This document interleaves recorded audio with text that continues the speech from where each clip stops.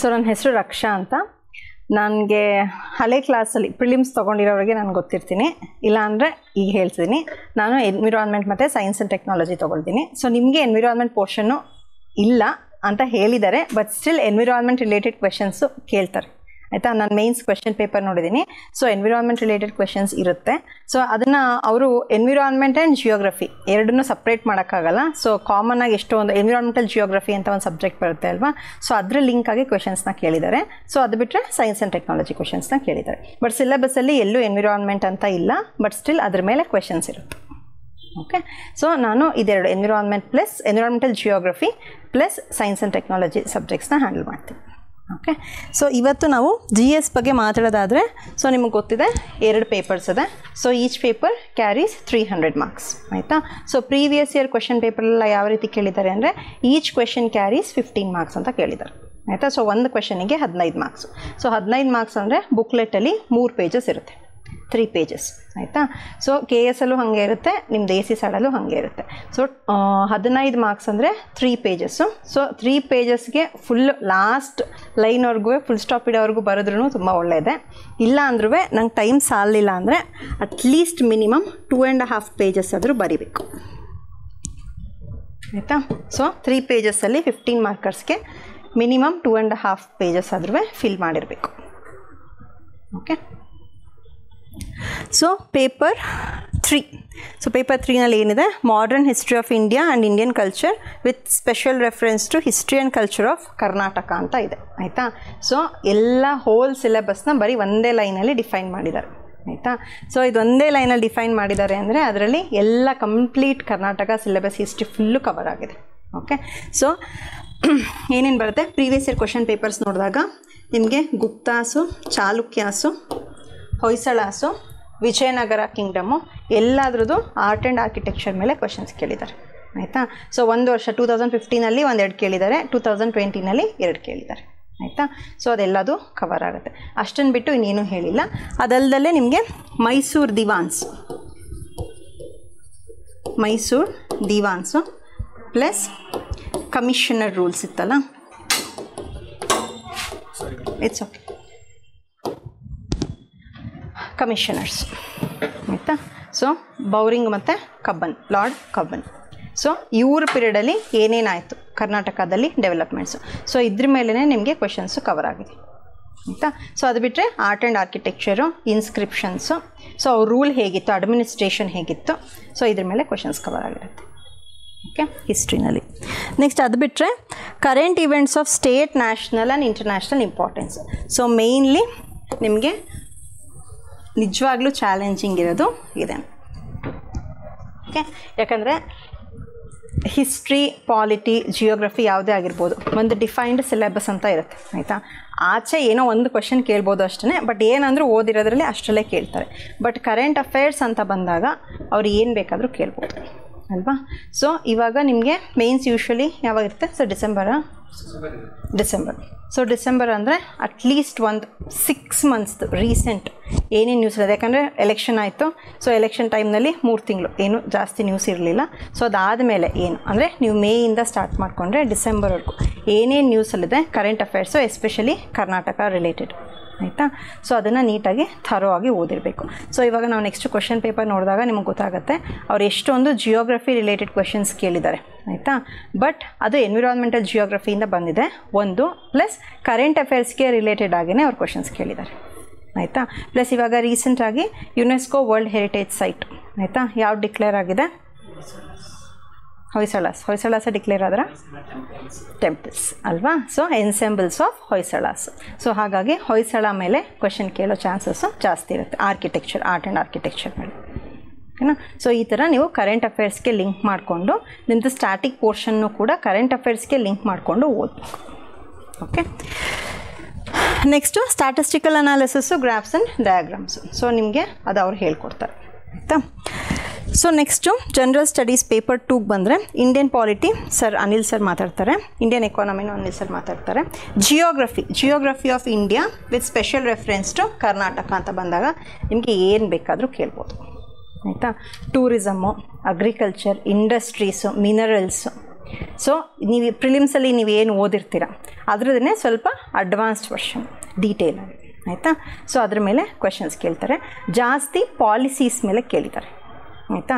So tourism policies, industrial policy, startup policy, biotechnology policy, biofuel policy.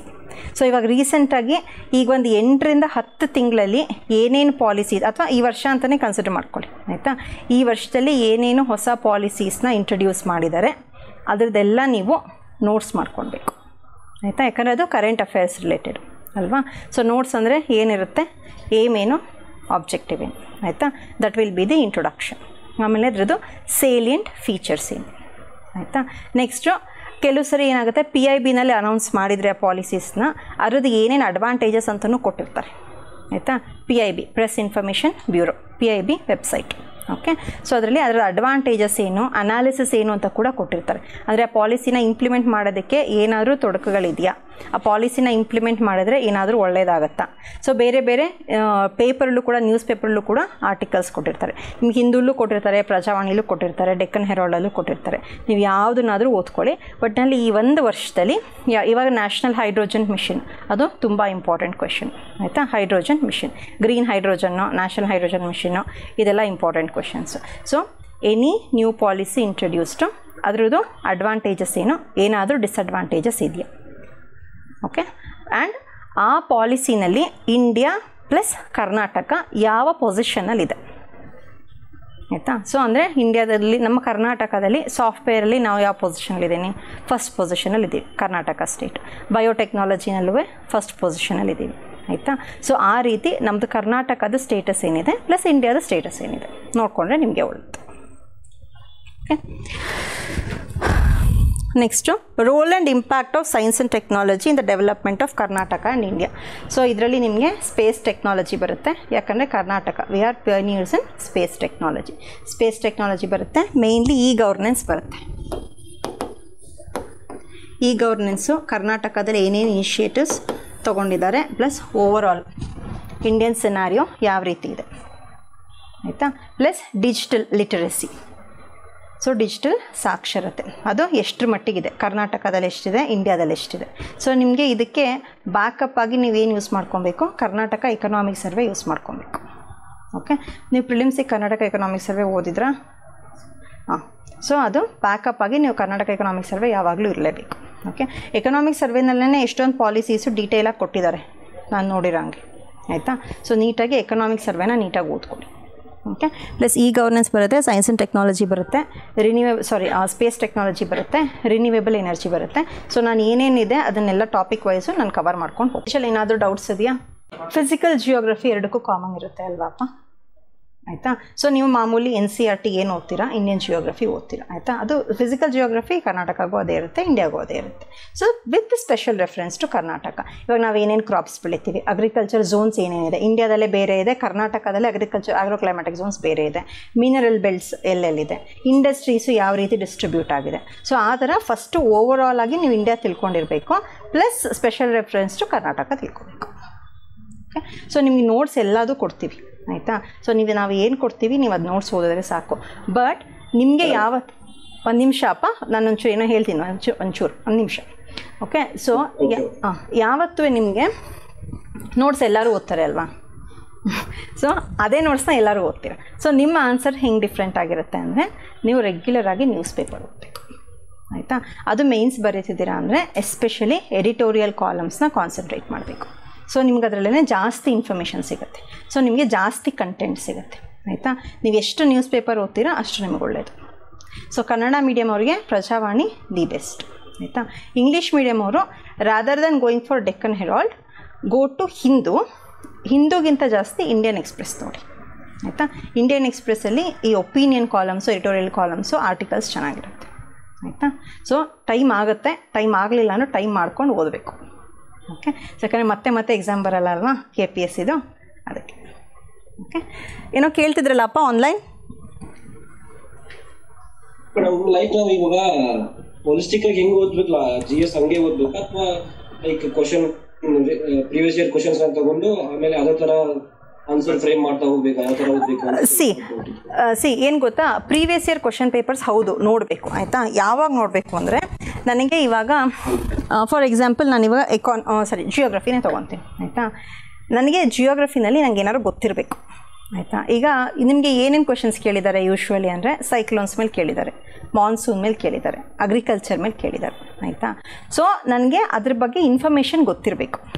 ಆ ಇನ್ಫಾರ್ಮೇಷನ್ನ ನಾನು collect ಮಾಡ್ಕೊಂಡ್ಮೇಲೆ next ನಾನು previous year question paper ನೋಡಿದ್ರೆ ಆವಾಗ ನನಗೂ ಒಂದು ಕಾನ್ಫಿಡೆನ್ಸ್ ಬರುತ್ತೆ, ಹೌದಪ್ಪ ನಾನು ಓದಿದ್ದೀನಿ, ಈ ಥರ ಕ್ವಶನ್ ಕೇಳಿದ್ರೆ ನಾನು ಈ ಥರ ಆನ್ಸರ್ ಮಾಡ್ತೀನಿ ಅಂತ ಆಯಿತಾ. ಸೊ ಕೆಲವರು ಏನು ಮಾಡ್ತಾರೆ, ಫಸ್ಟೇ ಕ್ವಶನ್ ಪೇಪರ್ ನೋಡ್ತಾರೆ ಆಯಿತಾ. ಈಗ ನಮಗೆ ತಲೆಯಲ್ಲಿ ಏನೂ ಇಲ್ಲ ಅಂದಾಗ ಫಸ್ಟೇ ಕ್ವಶನ್ ಪೇಪರ್ ನೋಡಿದ್ರೆ ಏನು ಯೂಸು ಆಯಿತಾ. ಪ್ರಿಲಿಮ್ಸ್ ಆಗಲಿ ಮೇನ್ಸ್ ಆಗಲಿ ಯಾವುದೇ ಆಗಲಿ, okay, first you read and ಒಂದು ಸರಿ ರಿವೈಸ್ ಮಾಡಿ ಆಯಿತಾ. ಬರೀ ಒಂದೇ ಸರಿ ಓದಿದ್ರೆ ಒಂದು 20% ತಲೆನಲ್ಲಿ ಉಳ್ಕೊಳ್ಳುತ್ತೆ. ರಿವಿಷನ್ ಮಾಡಿದ್ರೆ ಪ್ಲಸ್ ಇನ್ನೊಂದು 30 to 40% ಇನ್ನೂ ತಲೆನಲ್ಲಿ ನೀಟಾಗಿ ಉಳ್ಕೊಂಡಿರುತ್ತೆ ಅಲ್ವಾ. ಒಂದು ಸರಿ ರಿವಿಷನ್ ಮಾಡಿ next you start solving previous year question papers. Okay, so ನೀವು ಇವಾಗ ಫಸ್ಟ್ ಟೈಮ್ ಯಾರಾದರೂ ಮೇನ್ಸ್ ಬರೀತಿದ್ದೀರಾ ಅಂದರೆ ಪ್ರೀವಿಯಸ್ ಇಯರ್ ಕ್ವಶನ್ ಪೇಪರ್ಸ್ನ ಒಂದು 20 days ನೋಡಿಬಿಡಿ ಆಯಿತಾ. ಒಂದು ರೌಂಡು ಒಂದು ಸರಿ ನೀಟಾಗಿ ಓದಿ ಆಮೇಲೆ you start solving previous year question papers. But ಆಗಲೇ ನಾನು ಮೇನ್ಸ್ ಓದಿದ್ದೀನಿ ಅಂದರೆ, ಮೇನ್ಸ್ ಒಂದು ಸರಿ ನಾನು ಬರೆದಿದ್ದೀನಿ ಅಂದರೆ ಅವ್ರಿಗೆ ಎಕ್ಸ್ಪೀರಿಯನ್ಸ್ ಇರುತ್ತೆ, ಅವ್ರು ಬೇಕಾದ್ರೆ ಫಸ್ಟೇ ಸಾಲ್ವ್ ಮಾಡಿ. ಕ್ಲಿಯರ್ ಆಯ್ತಾ ಅಪ್ಪ? ಯಾ ಆನ್ಲೈನ್ ಈ ಪೇಜಲ್ಲಿ ಇನ್ನೇನಾದರೂ ಡೌಟ್ಸ್ ಇದೆಯಾ? ಪಾಲಿಟಿ ಬಗ್ಗೆ ಅನಿಲ್ ಸರ್ ಹೇಳ್ತಾರೆ, ಅದನ್ನು ಬಿಟ್ಟು ಬೇರೆ ಏನಾದರೂ ಡೌಟ್ಸ್ ಇದೆಯಾ ಆನ್ಲೈನ್? ಎಸ್, ನೋ, ಏನಾದರೂ ಹೇಳ್ರಪ್ಪ. ಸಿ, ಇದು history question paper 1. The rule of commissioners brought the process, ಇದೆಲ್ಲದುವೆ ಈಚ್ ಕ್ವಶನ್ ಕ್ಯಾರಿ 15 marks ಆಯಿತಾ. The rule of commissioners brought the process of modernisation in princely Mysore, substantiate your view point. Full stop ಬರಬೇಕು, substantiate your view point. So commissioners rule ಹೆಂಗಿತ್ತು? Okay, critically analyse the Christian missionaries contribution to the educational renaissance in Karnataka. So first ಬಂದಿದ್ದೇನೆ Christian missionary schools ಅಲ್ವಾ. So ಅದಾದಮೇಲೆ ಬೇರೆಯವರೆಲ್ಲ school setup ಮಾಡೋಕ್ಕೆ start ಮಾಡಿದ್ರು ಆಯಿತಾ. So ಅದು ಯಾವ ರೀತಿ ಇಂಪ್ಯಾಕ್ಟ್ ಆಗಿದೆ. ಸೊ ಕ್ರಿಟಿಕಲಿ ಅನಲೈಸ್ ಅಂದರೆ, ಕ್ರಿಟಿಕಲಿ ಅಂದರೆ ಏನು ಮಾಡಬೇಕು? ಪಾಸಿಟಿವ್ಸು ಬರೀಬೇಕು, ನೆಗೆಟಿವ್ಸು ಬರೀಬೇಕು. ಓಕೆ, ಯೂಶ್ವಲಿ ಕ್ರಿಟಿಕಲಿ ಅನಲೈಸ್ ಕೊಡ್ದಲ್ಲೇ ಬರೀ ಅನಲೈಸ್ ಕೊಟ್ಟರು you better write at least 1-2 negative points ಆಯಿತಾ. ಕ್ರಿಟಿಕಲಿ ಕೊಟ್ಟಿಲ್ಲ, ಕ್ರಿಟಿಕಲಿ ಇವ್ಯಾಲ್ಯೂಟು ಕೊಟ್ಟಿಲ್ಲ ಆಯಿತಾ, ಬರೀ ಎವ್ಯಾಲ್ಯೂಟೇ ಕೊಟ್ಟರು, ಬರೀ ಅನಲೈಸೇ ಕೊಟ್ಟರು ಆಯಿತಾ. ಸೊ ದಟ್ ವ್ಯಾಲ್ಯೂಯೇಷನ್ ಮಾಡೋರಿಗೆ ಗೊತ್ತಾಗಬೇಕು ನಿಮಗೆ ಬರೀ ಪಾಸಿಟಿವ್ಸ್ ಅಲ್ಲ, even though they have not ಟಾಸ್ಟ್, ನಿಮಗೆ ನೆಗೆಟಿವ್ಸು ಕೂಡ ಗೊತ್ತು ಅಂತ ಆಯಿತಾ. ಸೊ ಬರೀ ಅನಲೈಸ್ ಅಂತ ಇವ್ಯಾಲ್ಯೂಟ್ ಅಂತಲೇ ಕೊಟ್ಟರು ಕೂಡ ನೀವು ನೆಗೆಟಿವ್ಸ್ನ ಒಂದು 2 ಬರೆದುಬಿಟ್ಟು ಆನ್ಸರ್ ಕನ್ಕ್ಲೂಡ್ ಮಾಡಬೇಕು. ಪ್ಲಸ್ ಯಾವತ್ತೂ ನೆಗೆಟಿವ್ಸು ಪಾಸಿಟಿವ್ಸ್ಗಿಂತ ಜಾಸ್ತಿ ಇರಬಾರ್ದು. ಓಕೆ, ಸೊ ಪಾಸಿಟಿವ್ಸು 4 ಬರೆದ್ರೆ ನೆಗೆಟಿವ್ಸ್ 2 ಬರೀಬೇಕು. ಪಾಸಿಟಿವ್ಸ್ 3 ಬರೆದು ನೆಗೆಟಿವ್ಸೇ 6 ಬರೆದ್ರೆ ಸೊ ಆನ್ಸರಿಗೆ ಮೀನಿಂಗ್ ಇರಲ್ಲ. Okay, explain the different stages of unification movement in Karnataka, critically examine the philosophy and concept of Gram Swaraj Bhoodan movements. Next Sufis, critical essay. ಅವ್ರು ಎಸ್ಸೆ ಅಂತ ಕೇಳಿದ್ದಾರೆ, ಬಟ್ ಅದು 15 marks ಕ್ವಶನ್ನು, 3 ಪೇಜೇ ಇರುತ್ತೆ. ಸೊ ಇದಕ್ಕೆಲ್ಲ ಹೆಂಗೆ ಆನ್ಸರ್ ಬರೀತೀರೋ ಹಂಗೆ ಬರೀರಿ ಅದು. Okay, so Sufis. Hinduism represents the synthesis of changing speculations, forms and ideas over the centuries. ಇದು ಹಿಸ್ಟ್ರಿಗಿಂತ ಹೆಚ್ಚಾಗಿ ಸೋಷಿಯಾಲಜಿ ಕ್ವಶನ್ ಇದೆ. ಇದು ಹಿಂದೂಯಿಸಮ್ ಮೇಲೆ ಕೇಳಿದ್ದಾರೆ.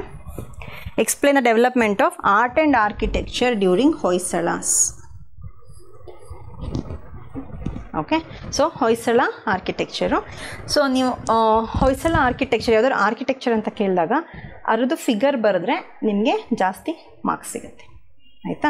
So any architecture you have to mention the features of that particular architecture. ಆ ಫೀಚರ್ಸ್ನ first point wise ಬರೆದ್ಬಿಟ್ಟು ಆಮೇಲೆ ಅದನ್ನ ಎಲಾಬ್ರೇಟ್ ಮಾಡ್ತಾ ಹೋಗಿ ಆಯಿತಾ.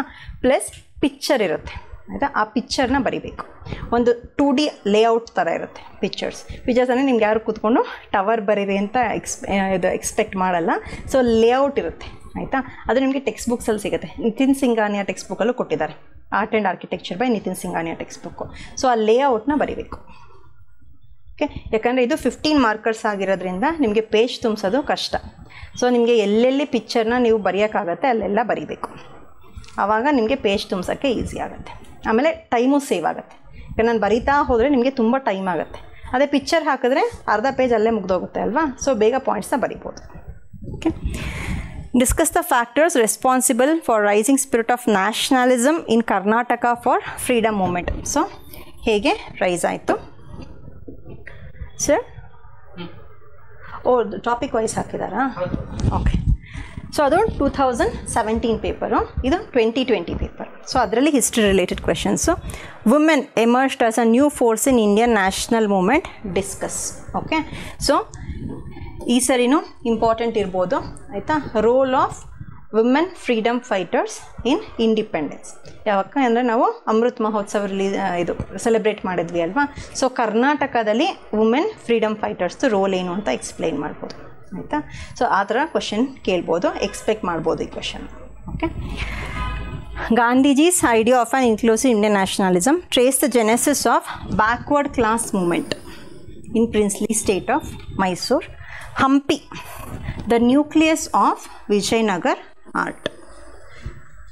So Hampi UNESCO world heritage ಸೈಟಾ? ಹಂಪಿ ಬಿಟ್ಟರೆ ಇನ್ಯಾವುದಿದೆ? Pattadakal. Okay, Western Ghats. So total 4. So ಇಲ್ಲಿ ವಿಜಯನಗರ ಆರ್ಟ್ ಆ್ಯಂಡ್ ಆರ್ಕಿಟೆಕ್ಚರ್ ಮೇಲೆ ಕೇಳಿದ್ದಾರೆ. Write a note on Miller committee. Discuss critically the socio-religious background of Indian nationalism. Write a note on preservation and protection of historical monuments in Karnataka. So ಅಂದರೆ ಇಲ್ಲಿ ಏನು ಬರುತ್ತೆ? Archaeological survey of India, ಅದರದ್ದು roll ಬರುತ್ತೆ. Okay, critically analyse the causes and growth of 2 nations theory. So 2 nation state, Pakistan, India ಅಂತ. So full ಅದು 1506ಇಂದನೂ start ಮಾಡಿಬಿಟ್ಟು ending independence ನಮ್ದು ಏನು ಪಾರ್ಟಿಷನ್ ಆಯಿತು ಅಲ್ಲಿವರೆಗೂ ಬರೀಬೇಕು. ಎಲುಸಿಡೇಟ್ ದ ಸತ್ಯಾಗ್ರಹ ಸ್ಟ್ರಗಲ್ ಬಿಟ್ವೀನ್, ಕರೆಕ್ಟಾಗಿ ಈ ವರ್ಷ ಕೇಳಿದ್ದಾರೆ ಇಷ್ಟು. ನಾನ್ ಕೋಆಪ್ರೇಷನ್ ಮೂಮೆಂಟಿಂದ ಮುಂದಕ್ಕೆ, ಸಿವಿಲ್ ಡಿಸೊಬೀಡಿಯನ್ಸ್ ಮೂಮೆಂಟಿಂದ ಹಿಂದಕ್ಕೆ. ಸೊ ಆ ಪೀರಿಯಡಲ್ಲೇ ಏನಾಯಿತು ಅಷ್ಟನ್ನು ಮಾತ್ರ ಕೇಳಿದ್ದಾರೆ. Right A note on the role of mark Cubbon. So modern ಮೈಸೂರಿನಲ್ಲಿ ಅವ್ರದ್ದು ರೋಲ್ ಏನಿತ್ತು. Cultural contributions of Kadambas of Banavasi. So ಇಲ್ಲಿ ಕದಂಬಾಸ್ ಆಫ್ ಬನವಾಸಿ ಕೇಳಿದ್ದಾರೆ, ವಿಜಯನಗರ ಕೇಳಿದ್ದಾರೆ. ಸೊ 2 ಕೇಳಿದ್ದಾರೆ. ನೀವೆಲ್ಲದ್ರ ಮೇಲೂ ಬರೀಬೇಕಾಗತ್ತೆ ಅವಾಗ ಕಲ್ಚರ್ ಅಂದಾಗ. ನುಮಿಸ್ಮ್ಯಾಟಿಕ್ಸು, ಕಾಯಿನ್ಸಿಂದ ಹಿಡಿದು ಪ್ರತಿಯೊಂದರೂ ಅವ್ರದ್ದೇನು ಕಾಂಟ್ರಿಬ್ಯೂಷನ್ ಇದೆ ಅಂತಲೇ ಬರೀಬೇಕು. ಅಷ್ಟೇನಾ?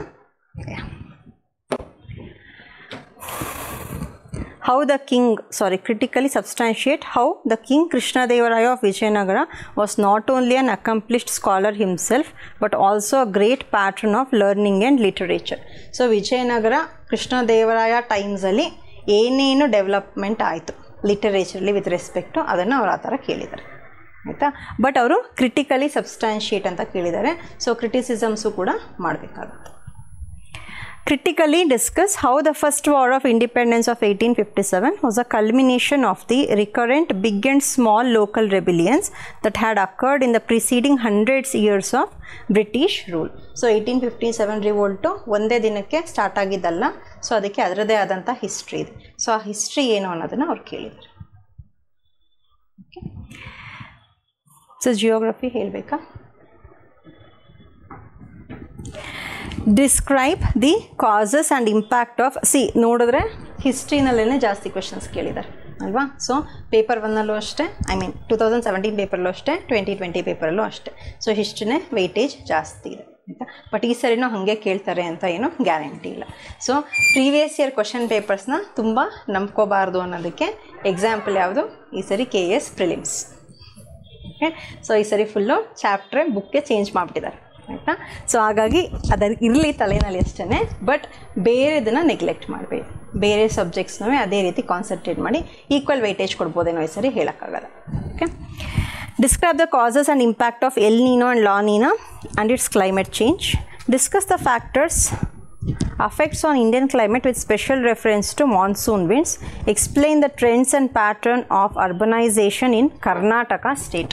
So it is a very general topic, trends and pattern of urbanisation. But ನೀವು ಅದನ್ನ with special reference to Karnataka explain ಮಾಡಬೇಕು. ಓಕೆ, 2020ಗೆ ಬಂದರೆ compare and contrast the east and west coastal plains of India. So ಇದಕ್ಕೆ ಇಂಡಿಯಾದು picture ಹಾಕಲೇಬೇಕು. So ಇಂಡಿಯಾದು peninsular India ಏನಿದೆ ಅದು ಪಿಕ್ಚರ್ ಹಾಕಲಿಲ್ಲ ಅಂದರೆ ನೀವು ಆನ್ಸರ್ ಬರೆಯೋದೇ ಯೂಸ್ ಇಲ್ಲ. Examine the regional and seasonal distribution of rainfall in Karnataka. Online ಕೇಳಿಸ್ತಿಲ್ವೇನ್ರಪ್ಪ? Does the answer booklet will be rolled or unrolled? Rolled? Oh, okay, ruled. Okay. Answer booklet unruled ಇರುತ್ತೆ. Okay, lines ಇರಲ್ಲ, ruled ಇರಲ್ಲ. Explain the heat budget of the atmosphere and discuss the implications of imbalance in it. So heat budget ಅಂದರೆ ಏನು? ಸನ್ನಿಂದ ಎಷ್ಟು heat ಬರುತ್ತೆ, so ನಾವು ಎಷ್ಟು ವಾಪಸ್ ಕಳಿಸ್ತಿದ್ದೀವಿ, ಎಷ್ಟು ನಮ್ಮ ಅಟ್ಮಾಸ್ಫಿಯರಲ್ಲೇ ಇಟ್ಕೊತಿದ್ದೀವಿ, ಸೊ ಅದರಿಂದ ಏನು ಎಫೆಕ್ಟ್ ಆಗ್ತಿದೆ ಅಂತ, ಆಯಿತಾ. ಸೊ ನಥಿಂಗ್ ಬಟ್ ಗ್ಲೋಬಲ್ ವಾರ್ಮಿಂಗ್ನ ಎಕ್ಸ್ಪ್ಲೇನ್ ಮಾಡಬೇಕಾಗುತ್ತೆ. Next science and technology questions ಬಂದರೆ, discuss the changing faces of national policies in science and technology. Okay, changing faces of national policies. ಒಟ್ಟು ಇದುವರೆಗೂ 4 ನ್ಯಾಷನಲ್ ಪಾಲಿಸೀಸ್ ಬಂದಿದೆ ಸೈನ್ಸ್ ಆ್ಯಂಡ್ ಟೆಕ್ನಾಲಜಿನಲ್ಲಿ. So ಅದು stage wise explain ಮಾಡ್ತಾ ಹೋಗಬೇಕು. So ರೀಸೆಂಟಾಗಿ ಒಂದು ಪಾಲಿಸಿ ಇಂಟ್ರೊಡ್ಯೂಸ್ ಮಾಡಿದ್ದಾರೆ, ಅದನ್ನು ಫೈನಲಾಗಿ ಅದ್ರ ಬಗ್ಗೆ ಜಾಸ್ತಿ ಬರೀಬೇಕು.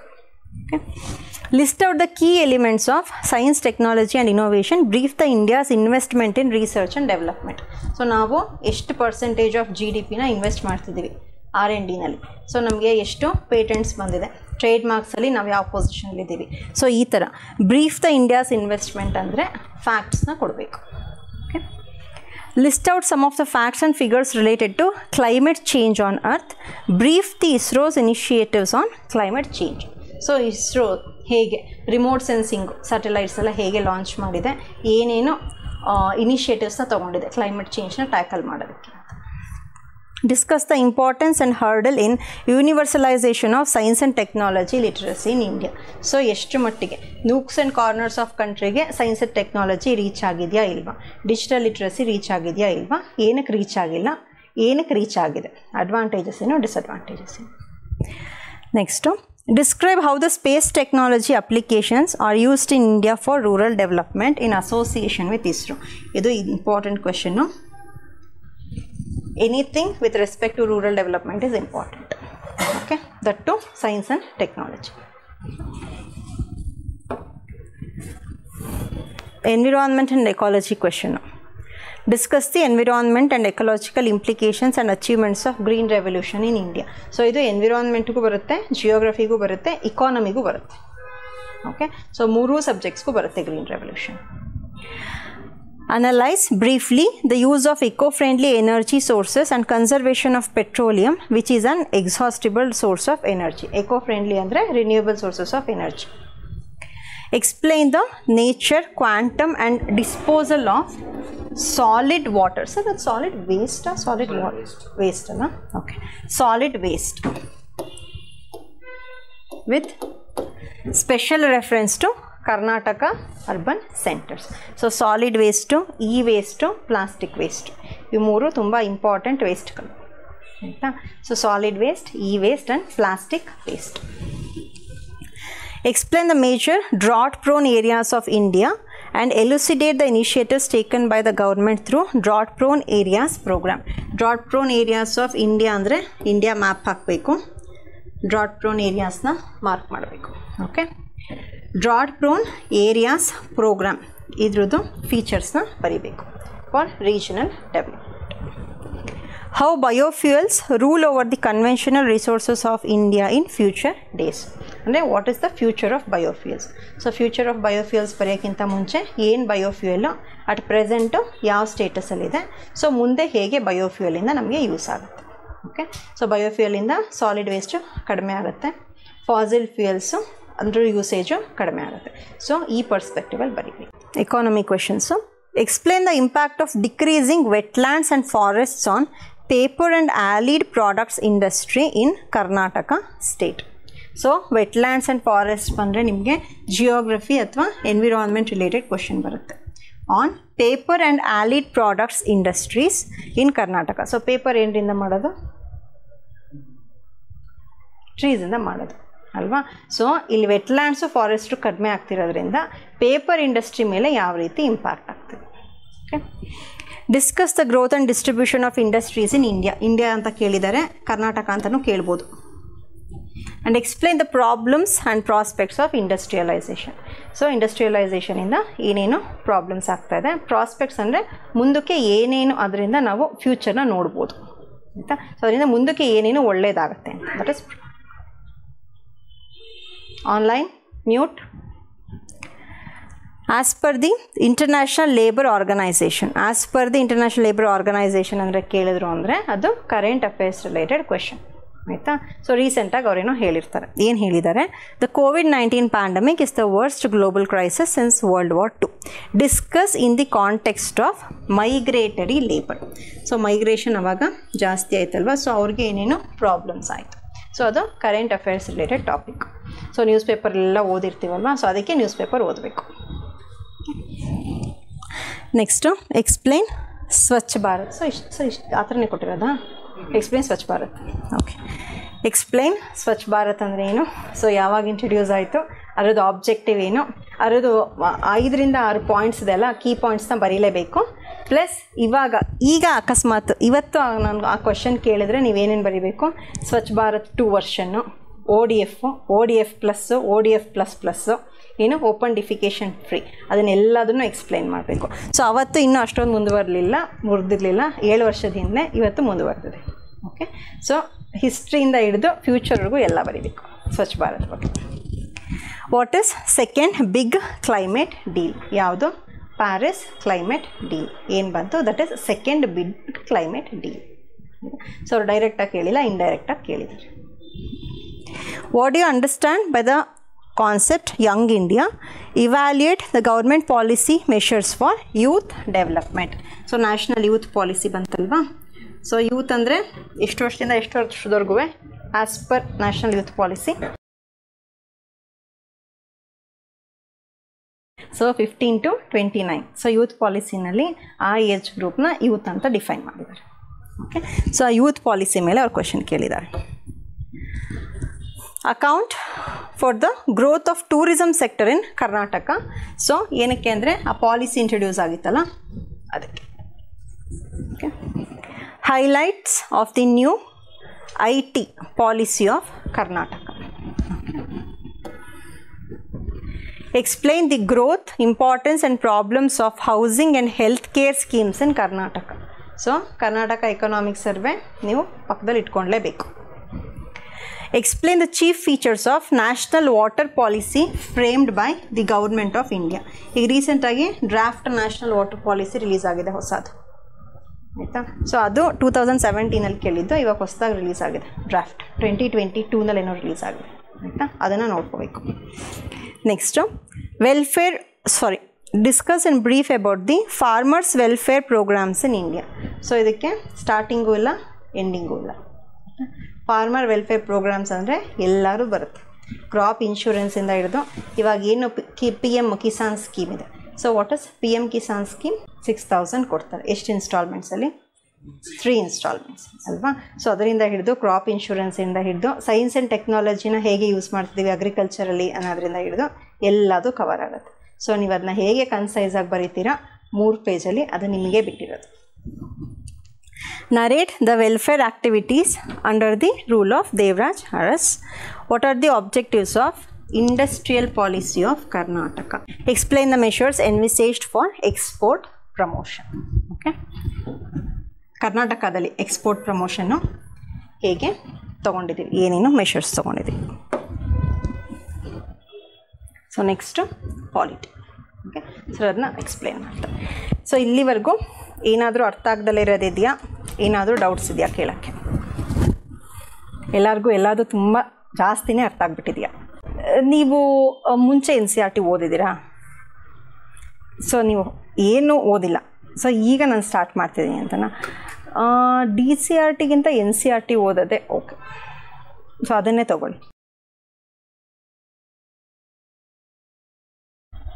ನಾವು ಕೊಡೋವಂಥ ನೋಟ್ಸ್ ಓದಿದ್ರೆ ಸಾಕು ಆಯಿತಾ. ಬಟ್ ನಾನೇನು ಹೇಳ್ದೆ ಇಲ್ಲಿ, ವ್ಯಾಲ್ಯೂ ಅಡಿಷನ್. ಸೊ ವ್ಯಾಲ್ಯೂ ಅಡಿಷನ್ನು ನಿಮ್ಮ ಕಡೆಯಿಂದನೇ ಆಗಬೇಕು ಅಂತ. ಅವರು ಏನೂ ಓದಿಲ್ಲ ಅಂದ್ರಲ್ವಾ, ಸೊ ಅದಕ್ಕೋಸ್ಕರ ನೀವು ಸ್ಟಾರ್ಟ್ ಮಾಡಿದ್ರೆ ಯು ಸ್ಟಾರ್ಟ್ ಫ್ರಮ್ NCERT ಅಂತ ಹೇಳಿ. ಇವಾಗ ಎಷ್ಟು ಇದೆ ಟೈಮು? ಇನ್ನು ಸೆಪ್ಟೆಂಬರ್, ಅಕ್ಟೋಬರ್, ನವಂಬರ್ 3 ಮಂತ್ಸ್ ಇದೆ. ಓದ್ಬೋದು ಅನಿಸುತ್ತೆ.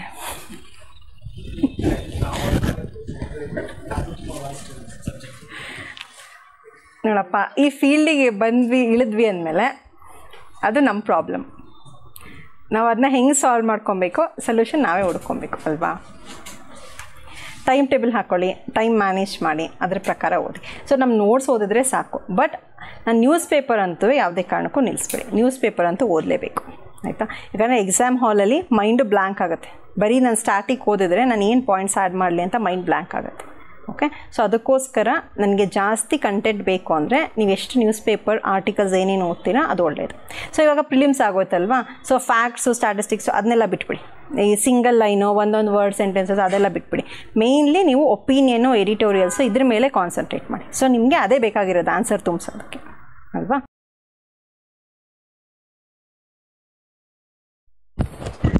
ಮೇಡಮ್ ಸಿಂಪಲ್ಲಾಗಿ ಹೇಳ್ಬಿಟ್ಟು ಕವರ್ ಮಾಡೋದು ಹೆಂಗೆ ಅಲ್ವಾ. ಇದು ಇಷ್ಟೇ ಅಂತ ಹೇಳ್ಬಿಟ್ರು. ನಾನು ಅದೇ ಅಂತಿದ್ದೆ, ಇಷ್ಟೆಲ್ಲ ಹೇಳ್ತಿದ್ದಾರೆ ಬಟ್ ಕವರ್ ಹೆಂಗೆ ಮಾಡೋದು ಇಷ್ಟು ಟೈಮಲ್ಲಿ ಜಿ ಎಸ್ಸು, ಅದೇ ಚಾಲೆಂಜ್ ಇರೋದೀಗ, ರೈಟ್. ಸೊ ವಿತ್ ದ್ಯಾಟ್ ನಾನೇನು ಹೇಳೋದು ಅಂತಂದರೆ, what madam has said again, it is again important. What is that? See, I just believe in reverse engineering. Okay, what is that? Again madam ಹೇಳಿದ್ರು, first ನೀವು question paper ನೋಡಿಬಿಟ್ಟು syllabus ಓದಿ question paper. ನಾನು ಸ್ವಲ್ಪ reverse ಹೇಳ್ತೀನಿ. First question paper ಓದಿದ್ರೆ ನಿಮ್ಗೆ ಯಾವ ಏರಿಯಾಸ್ ಮೇಲೆ ಐಡಿಯಾ ಬರುತ್ತೆ, ಯಾವ ಏರಿಯಾಸ್ ಮೇಲೆ ಕೇಳ್ತಾ ಇದ್ದಾನೆ, ಯಾವ ಏರಿಯಾಸ್ ಮೇಲೆ ನಾನು ಫೋಕಸ್ ಮಾಡಬೇಕು ಅಂತ. ಸೊ ಆ ಥರ ನಾನು ಸ್ವಲ್ಪ ನನ್ನ ಸ್ಟ್ರಾಟಜಿ ಅದು. Okay, so every one has their own individual strategy. So coming to the G S, whole G S ನಾವು ಹೇಗೆ ಕವರ್ ಮಾಡ್ಬೇಕು ಸರ್? ಸೊ ಪ್ರೀವಿಯಸ್ ಇಯರ್ ಪೇಪರ್ಸ್ಗಳಲ್ಲಿ 2 ಪೇಪರ್ಗಳಲ್ಲಿ ನೋಡಿದ್ರೆ ಫೋಕಸ್ ಯಾವುದ್ರ ಮೇಲೆ ಮಾಡಿದ್ದಾರೆ, ಓಕೆ, ಆ ಏರಿಯಾಸ್ ಮೇಲೆ ನೀವು ಫೋಕಸ್ ಮಾಡಬೇಕು. ಫೋಕಸ್ ಮಾಡಿದ್ದು ಯಾವಾಗ, ಯಾವ ಏರಿಯಾಸು? ಈ ಕ್ವಶನ್ಸ್ ಡಿಸ್ಕಸ್ ಮಾಡಿದ್ರು, ಯಾವ ಏರಿಯಾಸ್ ಮೇಲೆ ಕ್ವಶನ್ಸ್ ಜಾಸ್ತಿ ಬಂದಿದೆ? First is history.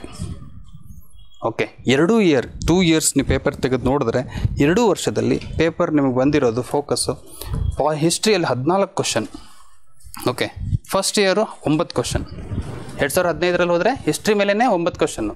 ಸೆಕೆಂಡ್ 2020ಯಲ್ಲಿ ಹೋದರೆ 14 ಕ್ವಶನ್. ನೀವು ಸೆಕೆಂಡ್ ಏರಿಯಾ ಫೋಕಸ್ ಮಾಡಬೇಕಾಗಿದ್ದು ಯಾವುದು? ಪಾಲಿಟಿ. ಓಕೆ, ಪಾಲಿಟಿಯಲ್ಲಿ ಎಷ್ಟು ಕ್ವಶನ್ ಕೇಳಿದ್ದಾರೆ? 9 ಕ್ವಶನ್ ಕೇಳಿದ್ದಾರೆ. Consistently is asking that questions. Okay, polity ಮೇಲೆ. ಸೊ ನೀವು 2 ಏರಿಯಾ ನೀವು ಫೋಕಸ್ ಮಾಡಬೇಕಾಗಿರೋದು ಈಗ 2 ಏರಿಯಾನು ಫೋಕಸ್ ಮಾಡಿದ್ರೆ ಎಷ್ಟು ಕವರ್ ಆಯಿತು? 14+9. ಸೊ ಒಂದು ಪೇಪರ್ ಕವರ್ ಆದಂಗೆ ಆಯಿತು ಆಲ್ಮೋಸ್ಟ್. 14+9 20 ಕ್ವಶನ್ಸ್ ಇರುತ್ತೆ ಒಂದು ಪೇಪರಲ್ಲಿ, 20 ಕ್ವಶನ್ಸ್ ಕವರ್ಡ್. ಸೊ 2 ಏರಿಯಾಸ್ ನಾನು ಕವರ್ ಮಾಡಿದ್ರೆ 20 ಕ್ವಶನ್ಸ್ ನೆಟ್ ಕವರ್ ಆಯಿತು. ನೆಕ್ಸ್ಟ್ ನಾನು ಯಾವ ಏರಿಯಾ ಮೇಲೆ ಫೋಕಸ್ ಮಾಡಬೇಕು? ಜಾಗ್ರಫಿ ಮೇಲೆ 6 ಕ್ವಶನ್ ಕೇಳಿದ್ದಾರೆ. ಓಕೆ, ಸೊ ನಾನು ಏರಿಯಾ ಫೋಕಸ್ ಮಾಡೋದಿದ್ರೆ next I have to focus on geography. 3rd 4th current affairs ಮೇಲೆ ಪ್ರತಿ ವರ್ಷ ಈಗ ರೀಸೆಂಟಾಗಿ ನೀವೇನು ನೋಡ್ತಾ ಇದ್ದೀರಾ, KPSC, FDA paper, SDA paper, ನಿಮ್ಮ ಪೇಪರು ಎಲ್ಲ ಪೇಪರ್ ನೋಡಿದ್ರೆ ಜಾಗ್ರಫಿ ಅವರಿಗೆ ಸ್ವಲ್ಪ ಪ್ರೀತಿ ಬಂದಿದೆ ಜಾಗ್ರಫಿ ಮೇಲೆ. Okay, they started loving it. Okay, so based on that ಮೊನ್ನೆ KASಲ್ಲೂ 24 ಕ್ವಶನ್ಸ್ ಜಾಗ್ರಫಿಯಿಂದ ಬಂದಿದೆ, 24 questions. So what I feel, even 27, okay, what ever it is, ಕೆಲವು ಕರೆಂಟ್ ಅಫೇರ್ಸ್ ಆ ಕಡೆ ಅನ್ಕೊಳ್ಳಿ, 27 ಕ್ವಶನ್ಸು 24 ಕ್ವಶನ್ಸ್. ಸೊ ಆ ಏರಿಯಾ ಅಂದರೆ like they are focusing on geography. So geography areas ಮೇಲೆ ನಾನು ಫೋಕಸ್ ಮಾಡಬೇಕು. ಅಗೇನ್ ನೆಕ್ಸ್ಟ್ ಅದು ಇದ್ರ ಮೇಲೆ ಕರೆಂಟ್ ಅಫೇರ್ಸಲ್ಲಿ ಕನ್ಸಿಸ್ಟೆಂಟ್ಲಿ ಈ ಪೇಪರ್ ಅಬ್ಸರ್ವ್ ಮಾಡಿದ್ರೆ ಎಲ್ಲೋ ಗೊತ್ತಿಲ್ಲ, ಕನ್ಸಿಸ್ಟೆಂಟ್ಲಿ 2 ಪಾಲಿಸೀಸ್ ಕೇಳ್ತಾ ಇದ್ದಾನೆ ಫಿಕ್ಸು. ಪ್ರೀವಿಯಸ್ ಇಯರ್ ಅಂದರೆ 2015 ಪೇಪರ್ ನೋಡಿ 2 ಪಾಲಿಸಿ ಕೇಳಿದ್ದಾನೆ. ಈ ಇಯರ್ ಅಂದರೆ 2020ಯಲ್ಲಿ ನೋಡಿ 2 ಪಾಲಿಸಿ ಕೇಳಿದ್ದಾನೆ. ಸೊ ಅಗೇನ್ ಮೇಡಮ್ ಹೇಳಿದ್ರೆ ಈಗ ಪಾಲಿಸೀಸ್ ಕೇಳ್ತಿದ್ದಾರೆ, ಪಾಲಿಸಿ ಮೇಲೆ ಫೋಕಸ್ ಮಾಡಬೇಕು ಅಂತ. ಈಗ ಪಾಲಿಸೀಸ್ ನೆಕ್ಸ್ಟ್ ಅಪ್ಕಮಿಂಗ್ ಪಾಲಿಸೀಸ್ ಯಾವ್ಯಾವ ಬಂದಿದ್ದಾವೆ. ಓಕೆ, ನೀವು ಯಾವುದೂ ತಲೆ ಕೆಡಿಸ್ಕೊಬಾರ್ದು. ನಿಮ್ಮ ಪ್ರಿಲಿಮ್ಸ್ ಕ್ವಶನ್ ಪೇಪರ್ ತೆಗೀರಿ, ಅದ್ರ ಮೇಲೆ ಯಾವುದಾದ್ರೂ ಪಾಲಿಸಿ ಮೇಲೆ ಕ್ವಶನ್ ತೆಗೆದಿದ್ದಾರಾ, ಆ ಪಾಲಿಸಿ ತಗೊಳ್ಳಿ, ಅದ್ರ ಮೇಲೆ ಫೀಚರ್ಸ್ ರೆಡಿ ಮಾಡ್ಕೊಳ್ಳಿ. ಈಗ KAS ಪೇಪರಲ್ಲಿ AVGX ಪಾಲಿಸಿ ಅದಲ್ವಾ madam, animation related extended policy ಅಂತ ಇದೆ.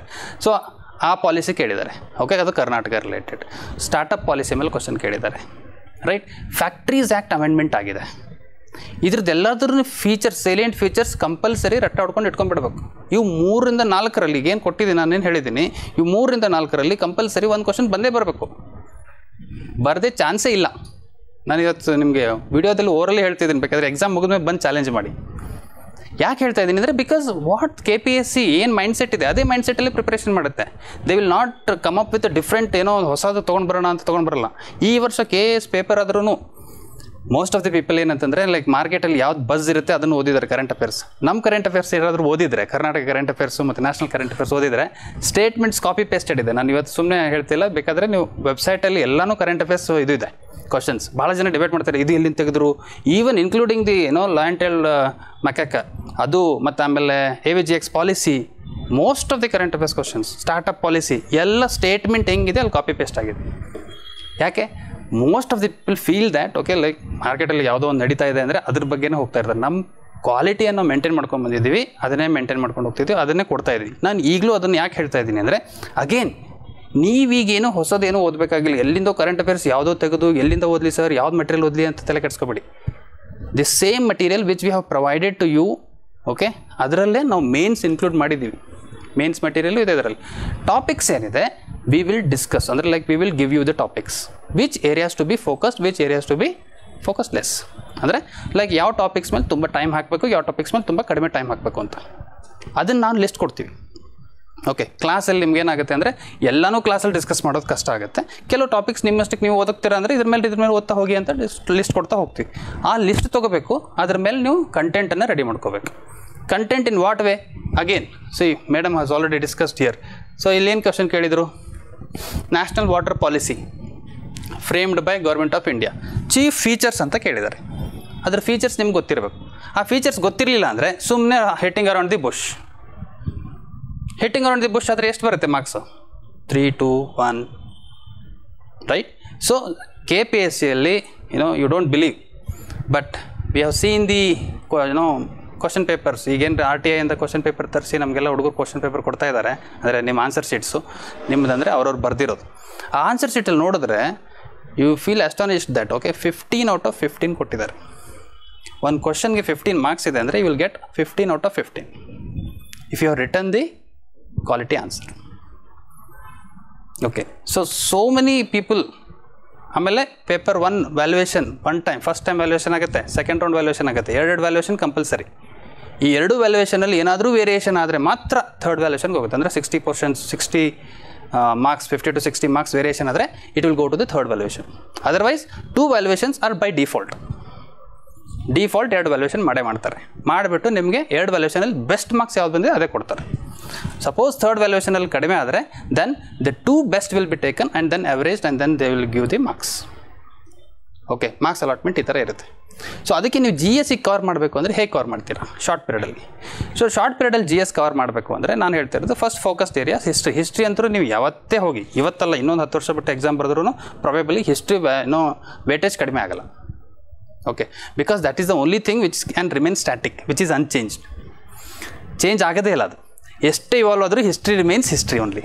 ಓಕೆ, ಕರೆಂಟ್ ಅಫೇರ್ಸಲ್ಲಿ ಚೇಂಜ್ ಆಗ್ಬೋದು, ಪಾಲಿಟಿಯಲ್ಲಿ ಚೇಂಜ್ ಆಗ್ಬೋದು, ಅಮೆಂಡ್ಮೆಂಟ್ಸ್ ಬರ್ಬೋದು, ಜಾಗ್ರಫಿಯಲ್ಲಿ ಕ್ಲೈಮೇಟ್ ಚೇಂಜ್ ಆಗ್ಬೋದು, but whatever you do, but history will not change. So ಹಾಗಾಗಿ history will remain the weight. This time also ನೀವು KS ಎಕ್ಸಾಮಿನೇಷನ್ ನೋಡಿದ್ರೆ 27 to 28 ಕ್ವಶನ್ಸ್ ಇದೆ ಹಿಸ್ಟ್ರಿದು, and that too based on the ancient and medieval history. On that basis I can say you that again you should focus on history. ಹಿಸ್ಟ್ರಿಯಲ್ಲಿ ನಾಗೇನು sir ಏನು ಓದಬೇಕು ಇಷ್ಟಿದೆಲ್ಲ history ಅಂತಂದರೆ, ಈಗ ನಿಮಗೆ ಬೇಸ್ ಏನು ರೀ? ನಿಮ್ಗೆ ಯಾವುದೋ ಸಿಲೆಬಸ್ ಬೇಕು ಅಂದರೆ ಯಾವ ಸಿಲೆಬಸ್ ತೊಗೋತೀರಾ? ಈಗ ನೀವು AC/SAT GS ಸಿಲೆಬಸ್ ಬೇಕು, ಅದು ಒಂದೇ ಲೈನ್ ಸಾಕಾಗುತ್ತಾ ನಿಮಗೆ? Again you have to rely on KS syllabus. KS ಅಲ್ಲಿ ಏನು ಸಿಲೆಬಸ್ ಕೊಟ್ಟಿದ್ದಾರೆ ಅದ್ರ ಮೇಲೇ ರಿಲೈ ಆಗಬೇಕು. ಅದರಲ್ಲಿ ನೋಡಿದ್ರೆ ಎಲಿಫೆಂಟ್ ಸೈಜ್ ಇದೆ, ಅದನ್ನು ನಾನೆಲ್ಲ ಕವರ್ ಮಾಡ್ತಾ each and every word underline ಮಾಡ್ಕೊಂಡು ಕವರ್ ಮಾಡ್ತಾ ಕೂತ್ಕೊಳ್ಳೋಕ್ಕಾಗುತ್ತಾ? ಇಲ್ಲ. But what he has done, if you observe again closely the question paper and the pickup points, what he has done, ಈಗ 2 ನೇಷನ್ ಥಿಯರಿ ಇದೆ.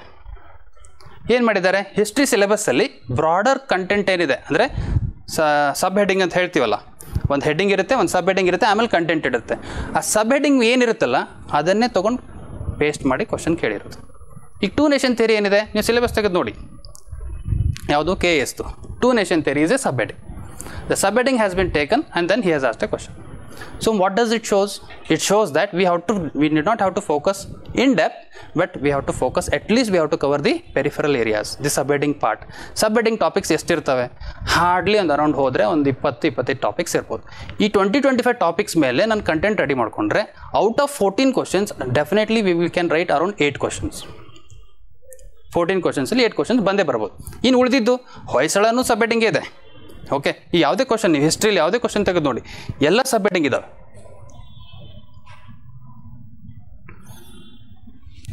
ಹಾಂ, ಗಾಂಧೀಜಿಸ್ ನ್ಯಾಷನಲಿಸಮ್.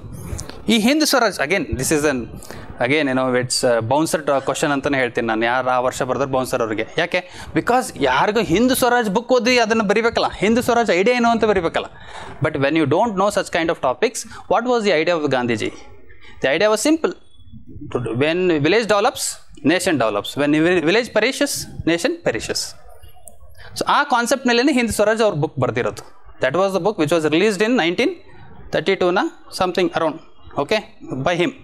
ಸೊ ಹಿಂದ್ ಸ್ವರಾಜ್ ಅಂತ book, ಆ book ಮೇಲೆ ಆ ಕ್ವಶನ್ ಕೇಳಿದ್ದಾರೆ. So but if you don't know anything about that at least what was the idea of Gandhiji?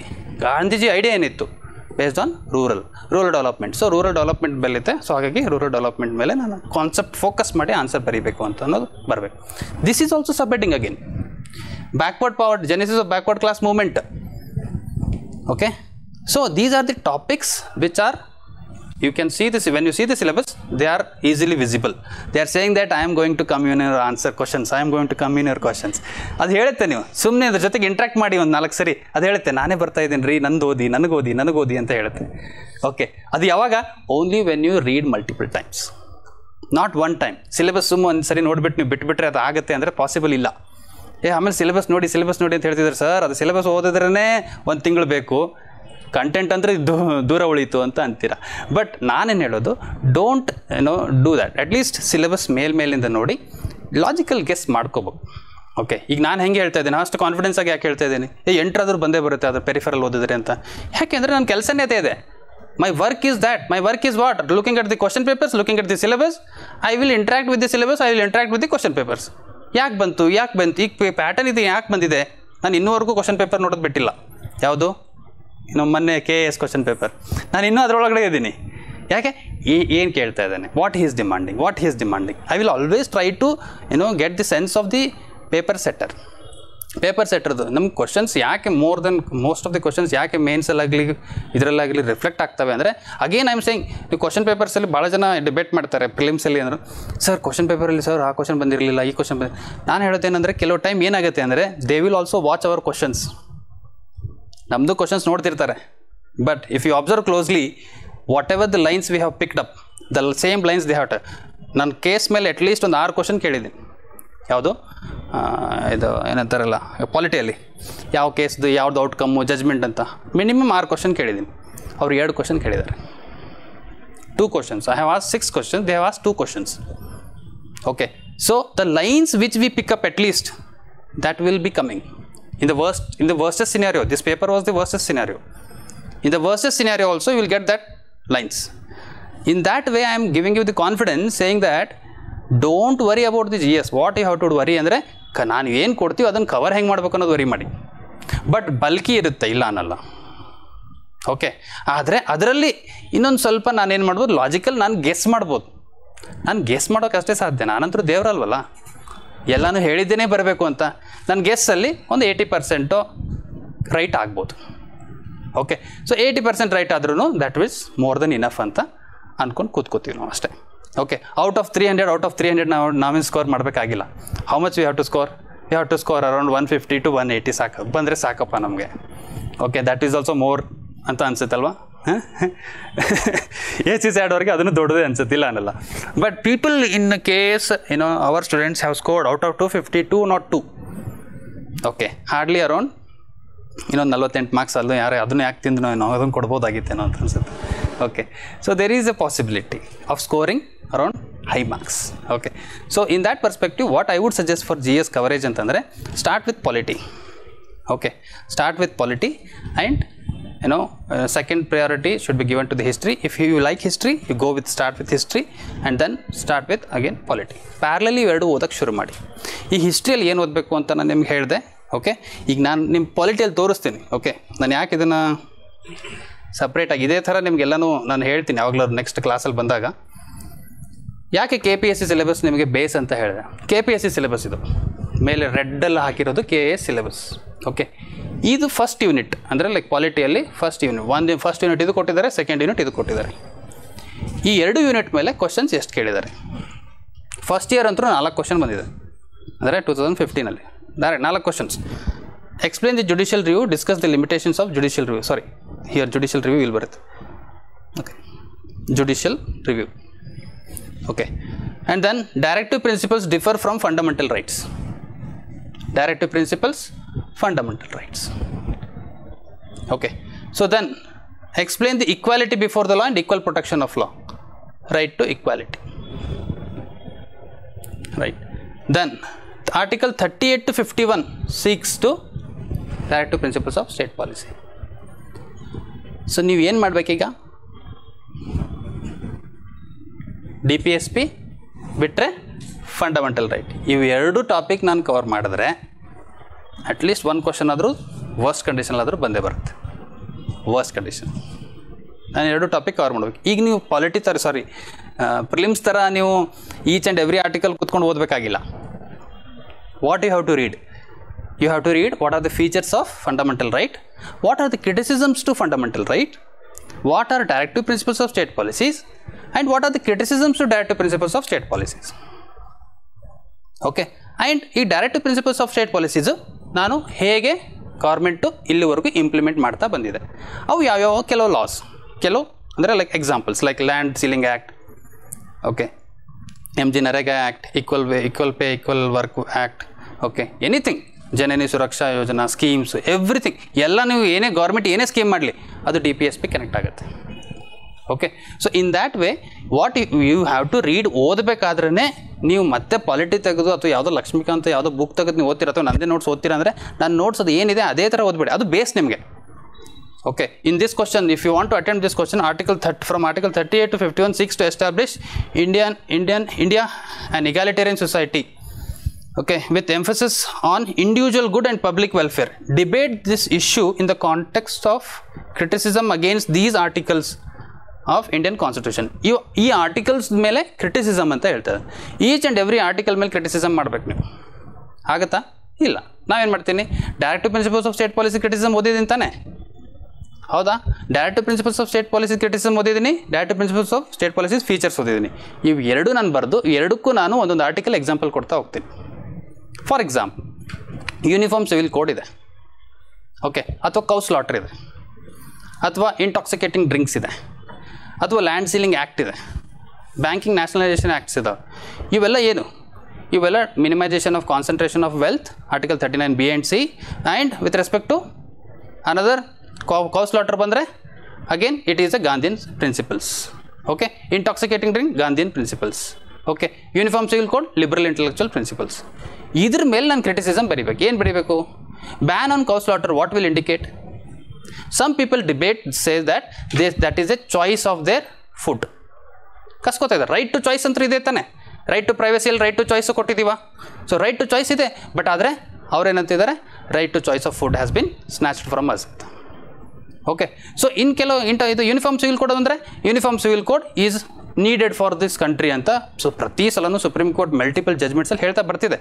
But ಒಂದು ಕಡೆ ಕ್ರಿಟಿಸಿಸಮ್ ಏನಿದೆ ತಂದರೆ ಡೈವರ್ಸಿಟಿ ಕಳ್ಕೊತೀವಿ ಅಂತ. ಓಕೆ, ಸೊ ಯಾಕೆ ಡೈವರ್ಸಿಟಿ? ಎಲ್ಲ ನಮ್ಮಲ್ಲಿ ಏನಿದೆ ಯೂನಿಟಿ ಆ್ಯಂಡ್ ಡೈವರ್ಸಿಟಿ ಅಂತ ಮೊದಲಿಂದ ತೊಗೊಂಬರ್ತಾ ಇದ್ದೀವಿ. ಆ ಡೈವರ್ಸ್ ಕಲ್ಚರ್, ಡೈವರ್ಸ್ ಸಿಸ್ಟಮ್ ಏನಿದೆ ಕಳ್ಕೊಂಡ್ಬಿಡ್ತೀವಿ. That is also criticism. So each and every ಆರ್ಟಿಕಲ್ಗೆ ನಾನು ಕ್ರಿಟಿಸಿಸಮ್ ಬರೆಯೋದು ಕಷ್ಟ. ಇವ್ರೇನು 41 to 51 ಬರೆದಿದ್ದಾರೆ. ಬಟ್ ಹವೆವರ್ ಇಂಡಿವಿಜುವಲ್ ಅವ್ರೇನು ಕಾನ್ಸೆಪ್ಟ್ ಹೇಳಿದ್ರೆ, individual good and public welfare. Individual good ಯಾವ ಥರ ಎಸ್ಟಾಬ್ಲಿಷ್ ಮಾಡ್ತಿದೆ, ಪಬ್ಲಿಕ್ ಗುಡ್ ಯಾವ ಥರ ಎಸ್ಟಾಬ್ಲಿಷ್ ಮಾಡ್ತಿದೆ. ಇಂಡಿವಿಜುವಲ್ ಗುಡ್ ಅಂದರೆ ಯಾವ್ದು ಬರೀತೀರಾ?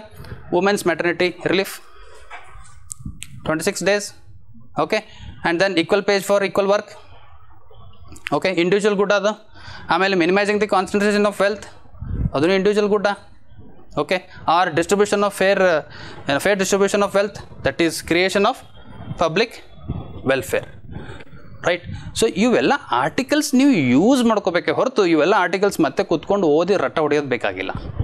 ಇದನ್ನು ಅರ್ಥ ಮಾಡ್ಕೊಳ್ಳಿ, ಇದನ್ನು ಹೇಗೆ ನಾನು ಆನ್ಸರಲ್ಲಿ ಯೂಸ್ ಮಾಡ್ಕೋಬೇಕು ಅನ್ನೋದನ್ನು ಕಲಿಬೇಕು. Okay, as and when we proceed with the classes I will discuss each and every point.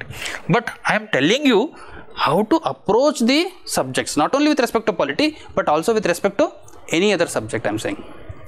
Even for that matter history, geography, economy, ecology, okay, any chapter. So don't try to read like a prelims. ಈಗ ಏನು ಮಾಡಬೇಕು, prelims is always we talk about depth, understand ಮಾಡ್ಕೊ, concept ತಿಳ್ಕೊಳ್ಳಿ. ನಾವು don't try to understand the concept. You have understood the concept. If you have not understood the concept also forget it. What you have to do, you have to broadly remember the points. ಅದು ನಮ್ಗೆ ಬೇಕಾಗಿಲ್ಲ, 4 point ಹೇಳಿ ಮರ ಸಾಕು, ಅರ್ಥ ಮಾಡ್ಕೊಳ್ಳೋದು ನನಗೆ ಬೇಕಾಗಿಲ್ಲ. 4 ಪಾಯಿಂಟ್ ಹೇಳೋರು ರಟ್ಟ ಹೊಡ್ಕೋತೀನಿ, ಹೋಗಿ ಬರೀತೀನಿ ನಾನು. ಇನ್ that way I am saying. Okay, don't try to understand what is the concept, why governor will play a role, why CM, does CM has the role or not, why governor, does governor has the role in giving the prosecution, does he has the power or not. ಅವೆಲ್ಲ questions ಅಂತೆಲ್ಲ ಕೆಡ್ಸ್ಕೊಬೇಡಿ. Questions ಯಾವ ಆರ್ಟಿಕಲಲ್ಲಿ ಬರುತ್ತೆ, and what are the functions of governor, what are the powers of governor with respect to CM. ಆ ಥರ question ಬಂದರೆ ಬರ್ಬೋದು. ಈಗ ನಡೀತಾ ಇದೆ. ಸೊ ಪ್ರಾಸಿಕ್ಯೂಷನ್ ಬರ್ತಿದೆ, but what are the discretionary powers of the governor ಅಂತ ಬರ್ಬೋದು. ಡಿಸ್ಕ್ರಿಷನರಿ ಪವರ್ಸ್ ಅಂತ ಬಂದರೆ ಸಿಚುವೇಷನ್ ಡಿಸ್ಕ್ರಿಷನರಿ, ಕಾನ್ಸ್ಟಿಟ್ಯೂಷನಲ್ ಡಿಸ್ಕ್ರಿಷನರಿ ಅಂತ ಸಬ್ಮಿಟಿಂಗ್ ಆಗಿ ನಾವು ಬರಿತೀವಿ. ಲೈಕ್ ಅರ್ಥ ಆಯ್ತದಿಲ್ಲ? Am I reaching you people? Okay, clear. ಟೀಕೆ. ಯಾಕೆಂದರೆ ಮತ್ತೆ ಅರ್ಥನೇ ಆಗ್ತಿಲ್ಲ, ಸುಮ್ಮನೆ ಮಾತಾಡ್ತಾ ಹೋಗ್ತಿದ್ದೀನಿ ಅಂದರೆ ಸುಮ್ಮನೆ ಸರ್ ಏನೋ ಹೇಳ್ತಿದ್ದೀರಾ ತಲೆ ಮೇಲಿಂದ ಹೋಗ್ತಿದೆ, ತಲೆ ಸುಮ್ಮನೆ ಸ್ಪೀಚ್ ಕೊಡ್ತಿದ್ದೀರಾ ಅಂತ ಅನ್ಬಾರ್ದು ಮತ್ತೆ. So if you don't if you are not understanding, I will scale it down and then I will move it further. Okay, so in this way, because ಈಗ ನಮಗೇನಾಗಿರುತ್ತೆ, ಒಂದು ಹೋಲಿಸ್ಟಿಕ್ ಅಂಡರ್ಸ್ಟ್ಯಾಂಡಿಂಗ್ ಬಂದಿರುತ್ತೆ, ನಾವು ಹಾಗಾಗಿ ನಿಮಗೆ ಇದನ್ನು ಹೇಳ್ತಾ ಹೋಗ್ತೀವಿ. ಓಕೆ, ಇದೆಲ್ಲ ಕನೆಕ್ಟ್ ಮಾಡೋದು ಹೇಗಪ್ಪ, ನಿಮ್ಗೆ ಓದ್ತಾ ಬರುತ್ತೆ ಅಷ್ಟೇ. ಓಕೆ, ಓದ್ತಾ ಬರುತ್ತೆ. ಇನ್ನೊಂದು ಏನು ಅಪ್ರೋಚ್ ಮಾಡ್ತೀನಿ ಅಂದರೆ, I will try the approaches here. So GSಗೆ ನಾನು ಟೋಟಲ್ ಆಗಿ ವಿತ್ ರೆಸ್ಪೆಕ್ಟ್ ಟು ಪಾಲಿಟಿ ಅಂತರೂ ನೀವು ತಲೆನೇ ಕೆಡಿಸ್ಕೋಬೇಡಿ, I will cover everything. Okay, 14 questions ಬಂದರೂ ಬರೆಯೋ ಥರ ಮಾಡ್ತೀನಿ, 10 ಕ್ವಶನ್ಸ್ ಬಂದರೂ ಬರೆಯೋ ಥರ. ಎಕನಾಮಿನೂ ಓಕೆ, ಎಕನಾಮಿನೂ I will try to make it. Okay, so both the subjects I am giving the guarantee, don't worry about both the subjects. I will try to give you a comprehensive material as well as comprehensive content so that you can, ನಿಮ್ಗೆ ಏನೇ worst condition ಎಂಥ tough paper ಬಂದ್ರೂ ಆ content use ಮಾಡ್ಕೊಂಡು answer ಬರೆಯೋ ಥರ capacity ಅಂತ ಬೆಳೆಸ್ತೀವಿ. ಓಕೆ, ಯಾಕಂದರೆ I am also not god. Okay, so we will do that definitely for sure. Okay, and with respect to total subjects ಅಂತ ಹೋದರೆ ನಾನೇನಂತೀನಿ, ಪ್ರತಿ ಸಲ ನಾವೇನಾಗ ಅಪ್ರೋಚ್ ಮಾಡಬೇಕು ಅಂತ ಅಂದ್ಕೊಂಡಿದ್ದೀವಿ GS ಅಲ್ಲಿ ಕ್ಲಾಸಲ್ಲಿ ಅಂತಂದರೆ, ನಿಮಗೆ GS ಕ್ಲಾಸ್ ಅಂತೂ ರೆಗ್ಯುಲರಾಗಿ ನಡೀತಾ ಇರುತ್ತೆ, ಅದ್ರ ಜೊತೆಗೆ ಅದ್ರ ಪಾಡಿಗೆ ಇರುತ್ತೆ. ಇನ್ನೊಂದೇನಪ್ಪ ಅಂದರೆ question and answers. Okay, question and answers, ಕೆಲವು ಕ್ವಶನ್ಸ್ ಕೊಡ್ತೀವಿ, ಅದ್ರ ಜೊತೆಗೆ ಆನ್ಸರ್ಸು ನಾವೇ ಕೊಡ್ತೀವಿ. ಓಕೆ, ಕ್ವಶನ್ ಆ್ಯಂಡ್ ಆನ್ಸರ್ಸ್ ಥರ ಓದ್ತಾ ಹೋಗ್ಬೇಕು, ಅದರಿಂದ ನೀವು ಕಂಟೆಂಟ್ ಡೆವಲಪ್ ಸಿಗುತ್ತೆ. ಓಕೆ, ಆ ಕಂಟೆಂಟ್ ಅದರಲ್ಲಿ ಕೆಲವು ಟೈಮ್ ಅದೇ ಕ್ವಶನ್ ಅಂತೂ ಬರಲಿಕ್ಕಿಲ್ಲ 100%, ನಾನಂತೂ ಅದು ಗ್ಯಾರಂಟಿ ಕೊಡೋಲ್ಲ. ಅವೇನು ಕ್ವಶನ್ಸ್ ಕೊಡ್ತೀನಿ ಅವೇ ಬರುತ್ತೆ ಅಂತ ಗ್ಯಾರಂಟಿ ಕೊಡೋದು. ಬಟ್ ಟೆಸ್ಟ್ ಸೀರೀಸಲ್ಲಿ ಏನು ಬರುತ್ತೆ ಅದು ಸಪೋಸ್ ಪಾಸಿಬಿಲಿಟಿ ಇರುತ್ತೆ. ಇವೆಲ್ಲ ಏನು ಕ್ವಶನ್ಸ್ ಇದ್ದಾವೆ ನಾನು ಕೊಡೋದು ಈಗ ಅಂದರೆ ನಿಮಗೆ, ಅದರಿಂದ ನಿಮಗೆ ಕಂಟೆಂಟ್ ಡೆವಲಪ್ ಆಗ್ಬೋದು, ಅದರಿಂದ ನಿಮಗೆ ಓರಿಯೆಂಟೇಷನ್ ಸಿಗ್ಬೋದು, ಯಾವ ಥರ ಕ್ವಶನ್ಸ್ ಬಂದರೆ ಯಾವ ಥರ ಆನ್ಸರ್ ಬರೀಬೇಕು, ಏನು ಪಾಯಿಂಟ್ ನಾನು ಡೆವಲಪ್ ಮಾಡಿದ್ದಾರೆ, ಏನು ಪಾಯಿಂಟ್ ನಾನು ಇಲ್ಲಿ ಬರೀಬೇಕು. ಇದರಿಂದ ನಿಮ್ಗೆ ಏನಾಗುತ್ತೆ, most of the syllabus through questions you can cover, through questions. Okay, because ಈಗ either we have to go in a traditional way, saying that covering the syllabus each point wise, that is very difficult, or we have to go in reverse. Okay, ಈಗ ನಾನು reverse ಅಪ್ರೋಚಲ್ಲೂ ಕೊಡ್ತಿದ್ದೆ. So ಇದನ್ನು ನಿಮ್ಗೆ ಯಾರಿಗೆ ಇದನ್ನು ಈ ಥರ difficult ಆಗ್ತಿದೆ, go in reverse, whatever we do it. So we will provide the questions with respect to only GS I am talking. Sir ನೀವು ಹೇಳಿದ್ರಿ ಅಂತೇಳಿ ಮತ್ತು ಸ್ಪೆಸಿಫಿಕ್ ಪೇಪರ್ ಕೊಡಿ ಅಂದರೆ ನನ್ನ ಕೈಲಿ ಆಗಲ್ಲ. ಸ್ಪೆಸಿಫಿಕ್ ಪೇಪರ್ಗೆ ಕ್ವಶನ್ಸ್ ಕೊಡ್ತೀವಿ, ಆನ್ಸರ್ಸು ಟೆಸ್ಟ್ ಸೀರೀಸಿಗೆ ಮಾತ್ರ ಕೊಡ್ತೀವಿ. ಟೆಸ್ಟ್ ಸೀರೀಸಲ್ಲಿ ಏನಿರುತ್ತೆ ಅದಕ್ಕೆ ಕ್ವಶನ್ಸ್ ಆ್ಯಂಡ್ ಆನ್ಸರ್ಸ್ ಎಲ್ಲ ಕೊಡ್ತೀವಿ. ಸ್ಪೆಸಿಫಿಕ್ ಪೇಪರ್ಗೆ ಏನಂದರೆ, ಈಗ ಪ್ರಾಬ್ಲಮೆಟಿಕ್ ಪಾರ್ಟಿಗಂತೂ ನಿಮ್ಗೆ ಏನು ಕ್ವಶನ್ಸ್ ಇದೆ ಅವರೆಲ್ಲ ಪ್ರಾಬ್ಲಮೆಟಿಕ್ ಅಲ್ಲಿ ಕ್ವಶನ್ಸೇ ಇರುತ್ತೆ. ಅವ್ರ ಪ್ರಾಕ್ಟೀಸಿಗೂ ಕೆಲವು ಕ್ವಶನ್ಸ್ ಕೊಡ್ತಾರೆ, ಆಮೇಲೆ ಮಾಡ್ಕೊಂಬರ್ತೀರ. ಥೆರಾಟಿಕಲ್ಗೆ ಏನು ಮಾಡ್ತೀವಿ ಅಂದರೆ, we will post the questions in the group. ಅಂದರೆ ನಿಮ್ಗೇನು ಮೆಸೇಜ್ ಬರುತ್ತಲ್ಲ ವಾಟ್ಸಪ್ಪಲ್ಲಿ ಕ್ಲಾಸಿಗೆ, ಅದನ್ನು ಮೆಸೇಜಲ್ಲಿ ನಿಮಗೆ ಗ್ರೂಪಿಗೆ ಹಾಕ್ತೀವಿ. ನೀವು voluntarily what you have to do, you have to write the answers as and when you get the time, and you have to bring it and show it to the evaluator. ಅಂದರೆ like faculty ಯಾರೇ ನಾನು subject ತೊಗೋತೀನಿ ಅಂದರೆ ನನಗೆ ಬರಬೇಕು, ನೀವು ತೋರಿಸ್ಬೇಕು. Class ಮುಗಿದ ತಕ್ಷಣ ಸರ್ ಇದನ್ನು ಬರ್ದಿದೆ ನೋಡಿ ಅಂತ ವರ್ಸ್ಟ್ ಅಂತ ಕಮೆಂಟ್ ಕೊಟ್ಟರು ತಲೆ ಕೆಡ್ಸ್ಕೊಬೇಡಿ. You have to write. ನೀವು ಬರೆದ್ರೇ ಗೊತ್ತಾಗುತ್ತೆ. ಬರೀಲಿಲ್ಲ ಅಂದರೆ ಅಲ್ಲಿವರೆಗೂ ನೀವು ಏನು ಓದಿದ್ರು ಇಲ್ಲ ಬಿಡು ನಂದು ಓದೇ ಇಲ್ಲ, ನಾನು ಬರೆಯೋದೇ ಇಲ್ಲ ಎಲ್ಲ, ಆಮೇಲೆ ಲಾಸ್ಟಿಗೆ ಬರೀತೀನಿ ಅಂದರೆ ಲಾಸ್ಟಿಗೆ ಬರದೇ ಇಲ್ಲ ಇಲ್ಲಿವರೆಗೂ ಹಿಸ್ಟ್ರಿಯಲ್ಲಿ ಯಾರು. ಓಕೆ, ಲಾಸ್ಟಿಗೆ ಎಲ್ಲಿ ಬರೆದಿದ್ದಾರೆ ಅಂದರೆ ಎಕ್ಸಾಮಲ್ಲೇ, ಲಾಸ್ಟಿಗೆ ಎಕ್ಸಾಮಲ್ಲಿ ಬರೆದು ಲಾಸ್ಟೇ ಉಳಿಬೇಕಾಗತ್ತೆ. ಓಕೆ, ಸೊ ಲಾಸ್ಟಿಗೆ ಎಕ್ಸಾಮಲ್ಲಿ ಬರೆದು ಲಾಸ್ಟ್ ಉಳಿಯೋದು ಬೇಡ, ಫಸ್ಟಿಗೆ ನಾವು ಇಲ್ಲಿ ಬರೆದು ಎಕ್ಸಾಮಲ್ಲಿ ಫಸ್ಟ್ ಬರೋಣ. Okay, so with that approach we will do it. ಟೀಕೆ. ಸೊ ಅಗೇನ್ ಕರೆಂಟ್ ಅಫೇರ್ಸ್ ಏನಿದೆ ನಾನು ಹೇಳಿದ್ದೀನಿ, again don't worry about anything, but however most of the questions ಹೇಳ್ತೀನಿ, ಮೋಸ್ಟ್ ಅನ್ನೋಕ್ಕೆ maximum questions will come from the material. ನಾವು ಇನ್ನೊಂದು try ಮಾಡ್ತೀವಿ ಈಗ, okay, within short period of time will come, whether will do it or not I am not sure right no, but however we are try, we want to do it. ಏನಂದರೆ ನಿಮಗೆ separate current affairs for mains ಅಂತ ಮಾಡಬೇಕು ಅಂತ ಅನ್ಕೋತಾ ಇದ್ದೀವಿ. Okay, ಅಂದರೆ topics ಅಲ್ಲಿಂದ ತೆಗೆದು ಇದು ಕರೆಂಟ್ ಅಫೇರ್ಸ್ದು ಅಂದರೆ ಫಾರ್ ಮೇನ್ಸ್, ಅದನ್ನು ನಿಮಗೆ ಸ್ವಲ್ಪ ಟೈಮ್ ತೊಗೊಳುತ್ತೆ. But however we have enough time, 1.5 month ಒಳಗಡೆ ನಿಮ್ಗೆ ರೆಡಿ ಮಾಡಿಕೊಟ್ರು ದಟ್ ಈಸ್ ಇನಫ್ ಅಂತ ಅನಿಸುತ್ತೆ. ನಮಗೆ ಅದನ್ನು ರೆಡಿ ಮಾಡಿ ನಾವು ನಿಮಗೆ ಅದನ್ನು ಪ್ರೊವೈಡ್ ಮಾಡಬೇಕು ಅಂತ ಅಂದ್ಕೊಂಡಿದ್ದೀವಿ. ಅಂದರೆ ನೀವು ಕರೆಂಟ್ ಅಫೇರ್ಸ್ ಅಷ್ಟು ಓದಿದ್ರೆ ಮ್ಯಾಕ್ಸಿಮಮ್ ಕವರ್ ಆಗುತ್ತೆ. ಅದರಲ್ಲಿ ಫೀಚರ್ಸು ಇರುತ್ತೆ, ಆ್ಯಕ್ಟಿವ್ ರಿಲೇಟೆಡ್ ಏನೇನು ಬೇಕು ಸಂಬಂಧ ಅದೂ ಇರುತ್ತೆ, ಒಂದೆರಡು ಪಾಯಿಂಟ್ ಕ್ರಿಟಿಸಿಸಮ್ದು ಇರುತ್ತೆ. ಉಳಿದಿರೋ ಕ್ರಿಟಿಸಿಸಮು ಎಲ್ಲನೂ ನಾವೇ ಕೊಡೋಕ್ಕಾಗಲ್ಲ, ಉಳಿದಿರೋದು ಏನಿದೆ ನೀವು ಅದನ್ನು ಮ್ಯಾನೇಜ್ ಮಾಡ್ಕೊಳ್ಳಿ ಅಷ್ಟೇ. Okay, that is also we are thinking to do it. ಟೀಕೆ. ಸೊ ಅಗೇನ್ ಇನ್ನೊಂದೇನಪ್ಪ ಅಂದರೆ ಜಾಗ್ರಫಿ ಮಾತ್ರ ಹೇಳ್ತಾ ಇದ್ದೀನಿ, ಸ್ವಲ್ಪ ಏನಂತಾರಲ್ಲ ಕರ್ನಾಟಕ ಜಾಗ್ರಫಿ ಮತ್ತು ಕ್ವಶನ್ಸ್ ನೋಡಿದಿರಲ್ಲ ಹೆಂಗೆ ಬಂದಿದೆ ಅಂತ, ಈಚ್ ಆ್ಯಂಡ್ ಎವ್ರಿ ಕ್ವಶನ್ಸ್ ಜಾಗ್ರಫಿಯಲ್ಲಿ ಅಲ್ಲ ಆಯಿತು, ಇದೆ ಅಲ್ವಾ? ಇನ್ನೂ ಇದೆನಾ?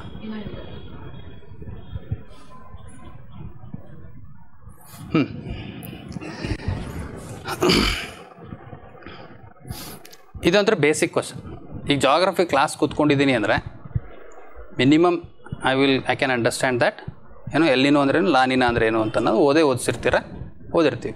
ಎಲ್ಲಿನದಿಂದ ಇಂಡಿಯನ್ ಕ್ಲೈಮೇಟ್ ಮೇಲೆ ಎಫೆಕ್ಟ್ ಆಗುತ್ತಾ, ಇಂಡಿಯನ್ ಮಾನ್ಸೂನ್ ಮೇಲೆ ಎಫೆಕ್ಟ್ ಆಗುತ್ತಾ ಅಥವಾ ಲಾನಿನಿಂದ ಎಫೆಕ್ಟ್ ಆಗುತ್ತೆ. ಇವು 4 ಪಾಯಿಂಟ್ ನಾನು ಬರೆದ್ರೂ ನನಗೆ ಇಲ್ಲಿ ಮಾರ್ಕ್ಸ್ ಸಿಗುತ್ತೆ. ಓಕೆ, ಇದು ಅಂತೂ ಬಿಡಿ, ಇದು ಸಿಂಪಲ್ ಇದೆ. Discuss the factor effects the Indian climate with special reference to monsoon winds. Again focus ಎಲ್ಲಿದೆ ಮತ್ತು monsoon. Okay, then explain the trends and pattern of urbanisation in Karnataka. Urbanisation ಇದನ್ನು ನೋಡಿ ನೀವು syllabus of the KS. Again I am telling you, KS syllabus ತೆಗೆದು geography syllabus ಅಂತ ತೆಗೆದರೆ ಅಲ್ಲಿ ದೊಡ್ಡದಿದೆ ಅದು, ಅಂದರೆ world geography, Indian geography, Karnataka geography ಅಂತ. You need not have to focus on world geography, delete it. What you have to focus only on Indian geography and Karnataka geography. Indian geography ಮೇಲೆ ಎಲ್ಲಿ focus ಮಾಡಬೇಕು ಮೇಡಮ್ ಹೇಳಿದ್ರಲ್ಲ ಆಗಲೇ, minerals, industries, places of ಏನಂತಾರೆ ಅದಕ್ಕೆ, agro climatic zones, crops, and ಇನ್ನೊಂದು distribution of industries. Okay, distribution of industries ಎಲ್ಲೆಲ್ಲಿ distribute ಆಗಿದೆ, ಯಾವ್ಯಾವ ಇಂಡಸ್ಟ್ರೀಸ್ ಎಲ್ಲೆಲ್ಲಾಗಿದೆ, ಅದು ಕ್ವಶನ್ ಮ್ಯಾಕ್ಸಿಮಮ್ ಟೈಮ್ ಬರುತ್ತೆ, most of the times. Okay, so ಅದು ಇಲ್ಲಿ ಟ್ರೆಂಡ್ಸ್, ಅರ್ಬನೈಜೇಷನ್ ಅದನ್ನು ಸಬ್ಹೆಡಿಂಗಲ್ಲೇ ಇದೆ, ಅರ್ಬನೈಜೇಷನ್ ಪ್ಯಾಟರ್ನ್ ಅಂತ. ಓಕೆ, ಸೊ ನಾನು ಕೆಲವು ಗೆಸ್ಸಿಂಗ್ ಅಂತೂ ಮಾಡಿರ್ತೀನಿ, ನಾವು ಅವೇ ಟಾಪಿಕ್ಸ್ ಮೇಲೆ ಸ್ಟ್ರೆಸ್ ಮಾಡಿರ್ತೀನಿ. ಬಟ್ ಅಗೇನ್ ಸ್ಟಿಲ್ ಇವೆಲ್ಲನೂ ಬಿಟ್ಟು ನೀವು ಎಕ್ಸ್ಟ್ರಾ ಕವರ್ ಮಾಡ್ಕೋಬೇಕು ಒಂಚೂರು. ಓಕೆ, ಕ್ರಿಸ್ಪ್ ಕೊಡಿ ಅಂತೀರ, ಕ್ರಿಸ್ಪ್ ಕೊಟ್ಟ ಮೇಲೆ ಮತ್ತೆ ಕ್ರಿಸ್ಪ್ ಏನಾಗಬಾರ್ದು, ಫುಲ್ ಕ್ರಿಸ್ಪ್ ಆಗಿ ಆಮೇಲೆ ಔಟ್ ಆಫ್ ದಿ ಕಾಂಟೆಕ್ಸ್ಟ್ ಹೋಗ್ಬಾರ್ದು. ಅದಕ್ಕೇ ಸ್ವಲ್ಪ ಇನ್ನೊಂಚೂರು ನಮಗೂ ಒಂದು ಸ್ವಲ್ಪ ಭಯ ಇರುತ್ತೆ, ನಿಮ್ಗೆ ಹೆಂಗೆ ಭಯ ಇರುತ್ತೋ ನಮಗೂ ಭಯ ಇರುತ್ತೆ. ಅಯ್ಯೋ ಇದರಿಂದ ಹೊರಗಡೆ ಬಂದುಬಿಟ್ರೆ ಬೇಡಪ್ಪ, ಇದನ್ನು ಕವರ್ ಮಾಡೋಣ, ಇದರಿಂದ ಹೊರಗಡೆ ಬಂದರೆ ಇದರ ಭಯ ಇರುತ್ತೆ. ಆ ಭಯದಿಂದ ನಾವು ಸ್ವಲ್ಪ ಎಲಾಬ್ರೇಟ್ ಮಾಡಿರ್ತೀವಿ, ಇಲ್ಲ ಅನ್ನಲ್ಲ. Okay, compare the contrast and west and east coastal plains of India. Again examine the regional and seasonal distribution of rainfall in Karnataka. ಮಾನ್ಸೂನ್ಗೆ ಹೋಗಬೇಕು, ರೇನ್ಫಾಲಿಗೆ ಹೋಗಬೇಕು, ಇಂಡಸ್ಟ್ರಿಗೆ ಹೋಗಬೇಕು. ಓಕೆ, KS ಕ್ವಶನ್ ಪೇಪರ್ ತೆಗೆದು ನೋಡಿದ್ರೂ ಇದ್ರ ಮೇಲೆ ಹೋಗ್ಬೇಕು. ಬಿಟ್ಟರೆ ಅರ್ಬನೈಜೇಷನ್ ಪ್ಯಾಟರ್ನ್. ಇದೊಂದು heat budget atmosphere and discuss the implication of it's imbalance. So ಇದು ಒಂದು ಕ್ವಶನ್ ಏನಂದರೆ ಸ್ವಲ್ಪ ಮಾನ್ಸೂನು ಇಲ್ಲ ಇದೂ ಇಲ್ಲ ಅಂತ ಹೇಳ್ಬೋದು ಅಷ್ಟೇ. ಬಟ್ ನಿಮಗೆ ಗಿನ್ಸೂನ್ ಓದಿದ್ರೂ ಅಟ್ಲೀಸ್ಟ್ 2 ಕ್ವಶನ್ ಆದರೂ ಅಟೆಂಡ್ ಮಾಡ್ಬೋದು. Industry, monsoon, urbanisation. ಮುಂದೆನೂ ಇದೇ ಥರ ಬರುತ್ತೆ, ನಾಳೆ ಕ್ವಶನ್ ಬರಬೇಕಾದ್ರೂ ಇದೇ ಏರಿಯಾಸ್ ಮೇಲೇ ಬರುತ್ತೆ. ಇದನ್ನು ಬಿಟ್ಟರೆ ಬೇರೆ ಏನೂ ಕೇಳೋಕ್ಕಾಗಲ್ಲ. ಓಕೆ, ಅದು ಯಾವುದು ಜಾಗ್ರಫಿ ಸೆಕ್ಷನ್, ಇಂಡಿಯನ್ ಜಾಗ್ರಫಿ ಅಂತಿದೆ, ಅದರಲ್ಲಿ ಸೆಕ್ಷನ್ 2 ಬರುತ್ತೆ. ಅಂದರೆ ಯೂನಿಟ್ 2, ಅದರಲ್ಲಿ ಒಂದು ಯೂನಿಟ್ ಅಂದರೆ 1 2 3 4 5 6 ಯೂನಿಟ್ ಇದ್ದಾವೆ. ಅದರಲ್ಲಿ 4th ಯೂನಿಟು 6th ಯೂನಿಟ್, ಇವೆರಡು ನಿಮಗೆ ಭಾಳ ಮೇಜರ್ ಇಂಪಾರ್ಟೆಂಟ್ ಆಗುತ್ತೆ ನಿಮ್ಮ ಪ್ರಿಪ್ರೇಷನ್ಗೆ.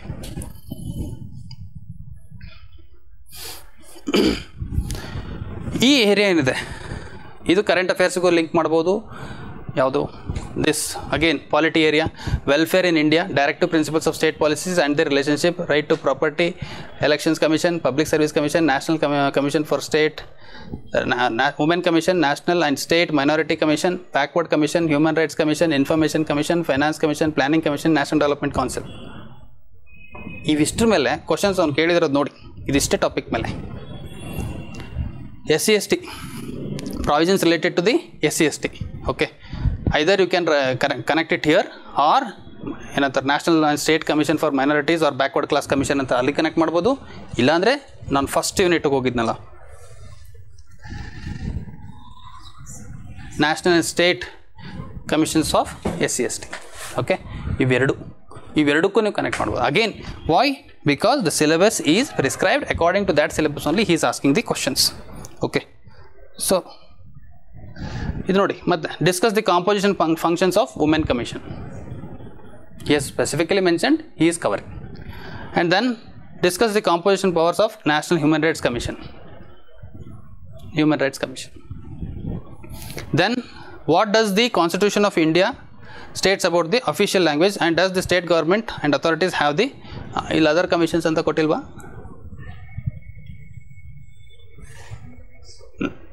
ಇಲ್ಲ ಅಲ್ವಾ? ವೆಲ್ಫೇರ್ ಮೆಕ್ಯಾನಿಸಮಲ್ಲಿ ತೊಗೋತಾನೆ ಅವನು ಅಷ್ಟೇ, ಭಾಳ ಆದರೆ ತೊಗೊಂಡ್ರೆ ಇದೊಂದು ಔಟ್ ಆಫ್ ದಿ ಕಾಂಟೆಕ್ಸ್ಟ್ ಅಂತ ಹೋದರೆ. Then inclusion of special commission, special and temporary provisions ಇದರಲ್ಲಿ ಬರಲ್ಲ, ಬಟ್ ಆದರೆ ಇದನ್ನು ವೆಲ್ಫೇರ್ ಮೆಕ್ಯಾನಿಸಮ್ ಅಂತ ತೊಗೋಬೋದು. ಅಂದರೆ article 371J. Okay, so again what I am wanted to convey you ಅಂದರೆ, ಆ ಕಂಟೆಂಟ್ ಏನಿದೆ, ಲಾಸ್ಟ್ ಕಂಟೆಂಟು ಕರೆಂಟ್ ಅಫೇರ್ಸ್ ಅಂತ ನಾವೇನು ಅನ್ಕೋತೀವಿ, ಅದು ಕರೆಂಟ್ ಅಫೇರ್ಸ್ ಅಂತಂದರೆ majority of the questions will be coming from that content. ಅವಿಷ್ಟು ಟಾಪಿಕ್ಸ್ ನಾನು ಕವರ್ ಮಾಡ್ತೀನಿ, ಬಟ್ ಆ ಇಷ್ಟು ಟಾಪಿಕ್ಸ್ ನಾನು ಕವರ್ ಮಾಡಿದ್ರೆ ಅಟ್ಲೀಸ್ಟ್ 3 ಕ್ವಶನ್ ಅಂತ ಬರುತ್ತೆ. ಅದರಲ್ಲಿ ನಾನು 2 ಆದರೂ ಬರಿಬೋದು. ಒಂದು ಬೌನ್ಸರ್ ಅಂದ್ರೇನು? Again 371J. Okay, which we won't feel that we want to cover it here. Okay, then ಇವೆರಡು ಕ್ವಶನ್ಸು ಅಂದರೆ ಮತ್ತೆ ಸೆಕೆಂಡ್ ಇಯರಲ್ಲೂ ಮತ್ತೆ need for women empowerment. Okay, every time he has asked one question related to the women commission or women empowerment. So women related we have to cover it. Okay, again this time women's bill bandide. Okay, women's bill melene question directly barbodu. Ee sari prelims ಅಲ್ಲಿ ಹೆಂಗೆ ಬಂದಿತ್ತು, mains ಅಲ್ಲೂ ಅದೇ ಥರ question directly ಬರ್ಬೋದು. ಯಾವ women's bill ಮೇಲೆ provisions of what discuss the ಅಥವಾ critically analyze the constitutional amendment 106 ಅಂತಾನೆ ಬಂದ್ಬಿಡ್ಬೋದು.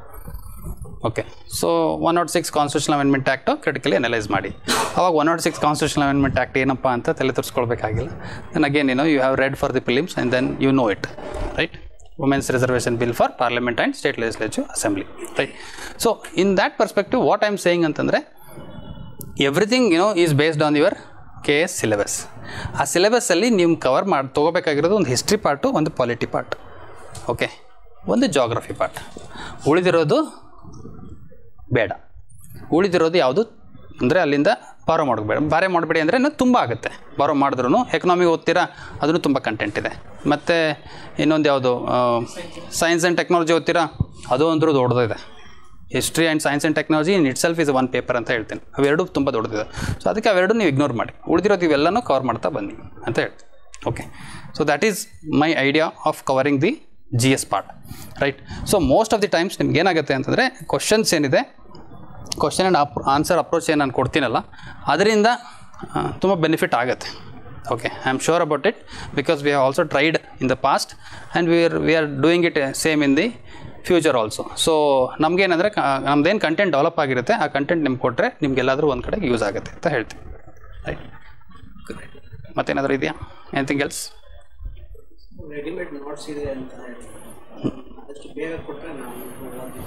ಇಲ್ಲ, ಇನ್ನೊಂದು ಏನಾಗುತ್ತೆ ಅಂತಂದರೆ, ಮೋಸ್ಟ್ ಆಫ್ ಲಾಸ್ಟ್ ಟೈಮ್ ನಾವು ನಿಮಗೆ AC SAT ಅವರಿಗೆ GS ಏನು ಕೊಟ್ಟಿದ್ವೋ, ಓಕೆ, ಅದಕ್ಕೆ ಇನ್ನೊಂಚೂರು ನಾವು ಬೇರೆ ಥರ ಮಾಡೇಬೇಕಾಗತ್ತೆ. ನಾವು ಅದನ್ನು ನಮ್ಗೆ ಇನ್ನೊಂದು ಓಪನಾಗಿ ಹೇಳ್ತೀನಿ, ನಾವು AC SATಗೆ ಎಫರ್ಟು ಪೀಸ್ ಮಿಲ್ ಅಪ್ರೋಚಲ್ಲಿ ಹಾಕ್ತೀವಿ. ಪೀಸ್ ಮಿಲ್ ಅಪ್ರೋಚ್ ಅಂದರೆ ಏನು? ನೋಟಿಫಿಕೇಷನ್ ಬಂದಾಗ ಮಾತ್ರ ಎಫರ್ಟ್ ಹಾಕ್ತೀವಿ, ಇಲ್ಲ ಅಂದರೆ ನಮಗೂ ಎಫರ್ಟ್ ಹಾಕಿ ನಮಗೂ ಏನು ನೆಸೆಸಿಟಿ ಬೀಳಲ್ಲ. ಆದರೆ ಉಳಿದಿರೋದಕ್ಕೆ ಈಗ KSಗಾಗಲಿ UPSCಗಾಗಲಿ ಅವಾಗೇನಾದ್ರು ಕಂಟಿನ್ಯೂಸ್ ಪ್ರಾಸೆಸ್ ಅದು ಒಂಥರ. ಅದನ್ನು ಈ ನೋಟಿಫಿಕೇಷನ್ KSದೇನು ರೆಗ್ಯುಲರ್ ಬರಲ್ಲ, AC SAT ಆಗಿ ಬರುತ್ತೆ, ಅದೇ ಬರುತ್ತೆ. ಬಟ್ ಅದರ್ KPSC ಎಕ್ಸಾಮ್ಸ್ಗಾದರೂ ಹೆಲ್ಪ್ ಆಗುತ್ತೆ ಅಂತ ನಾವು ಕಂಟಿನ್ಯೂಸ್ ಎಫರ್ಟ್ ಹಾಕ್ತಿರ್ತೀವಿ. AC SATಗೆ ಏನಾಗುತ್ತೆ, ನಾವು ಮಟೀರಿಯಲ್ ರೆಡಿ ಮಾಡಿದ್ದು ಮೇನ್ಸ್ಗೆ ನಾವು ಮತ್ತೆ ಈಗ ಅದನ್ನು ಕೂತ್ಕೊಂಡು ಸ್ವಲ್ಪ ಅಲೈನ್ ಮಾಡಿ ನಿಮಗೆ ಕೊಡ್ತೀವಿ. ಬಟ್ ನಾನೇನನ್ನೋದು ನಿಮಗೆ ಏನು ನಾವು ಈಗೇನು ನಾವು ಇದು ಕೊಟ್ಟಿದ್ದೀವಲ್ಲ content already for the prelims, people who have attended the prelims classes, ಅವ್ರಿಗೇನು ಕಂಟೆಂಟ್ ಕೊಟ್ಟಿದ್ದೀವಿ ಆ ಕಂಟೆಂಟಿಂದ ನೀವು ಶುರು ಮಾಡ್ಬೋದು. ಶುರು ಮಾಡಿ ಯಾವುದಕ್ಕೆ ಇವೆಲ್ಲ ಕ್ವಶನ್ಸಿಗೆ ಆನ್ಸರ್ ಮಾಡಿ. ಈ ಕೊಟ್ಟಿರೋ ಕ್ವಶನ್ಸ್ಗೆ ಏನು ಇದು ಈ PDF ನಿಮಗೂ ಕಳಿಸ್ತಾರೆ, ನಾವು ಕ್ವಶನ್ಸ್ ಅಗ್ರಿಗೇಟ್ ಮಾಡಿರೋ PDF ಕಳಿಸ್ತಾರೆ. ಆ ಟಾಪಿಕ್ ವೈಸ್ ಕ್ವಶನ್ಸ್ಗೆ ಜಸ್ಟ್ ಎವ್ರಿ ಡೇ ಗ್ಲ್ಯಾನ್ಸ್ ಮಾಡಿ ಆ ಕ್ವಶನ್ಸಿಗೆ ಆನ್ಸರ್ ಮಾಡಿ. ಆನ್ಸರ್ ಮಾಡ್ಕೊಂಡು ತೊಗೊಂಬನ್ನಿ. ನಿಮ್ಗೆ ಎಷ್ಟು ಬರೀತೆ ಅಷ್ಟೇ ತೊಗೊಂಬನ್ನಿ. ಯಾವುದೇ ಸಬ್ಜೆಕ್ಟ್ ನನಗೂ ತೋರಿಸಿ ಅಥವಾ ಮೇಡಮ್ಗಾದರೂ ತೋರಿಸ್ಬಿಟ್ಟು ಇವ್ಯಾಲ್ಯೂಷನ್ ಮಾಡಿಕೊಂಡು ನೀವು ಮುಂದೆ ನಡೀತಾ ಇರಬೇಕಷ್ಟೆ, ರೈಟ್? Anything else?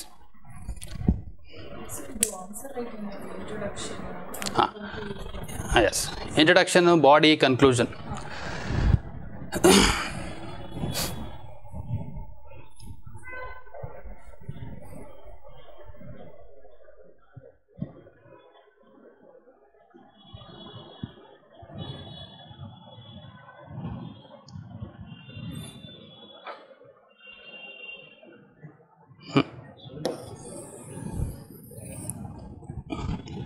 ಇದೇ ಕ್ವಶನ್ ನೋಡೋಣ.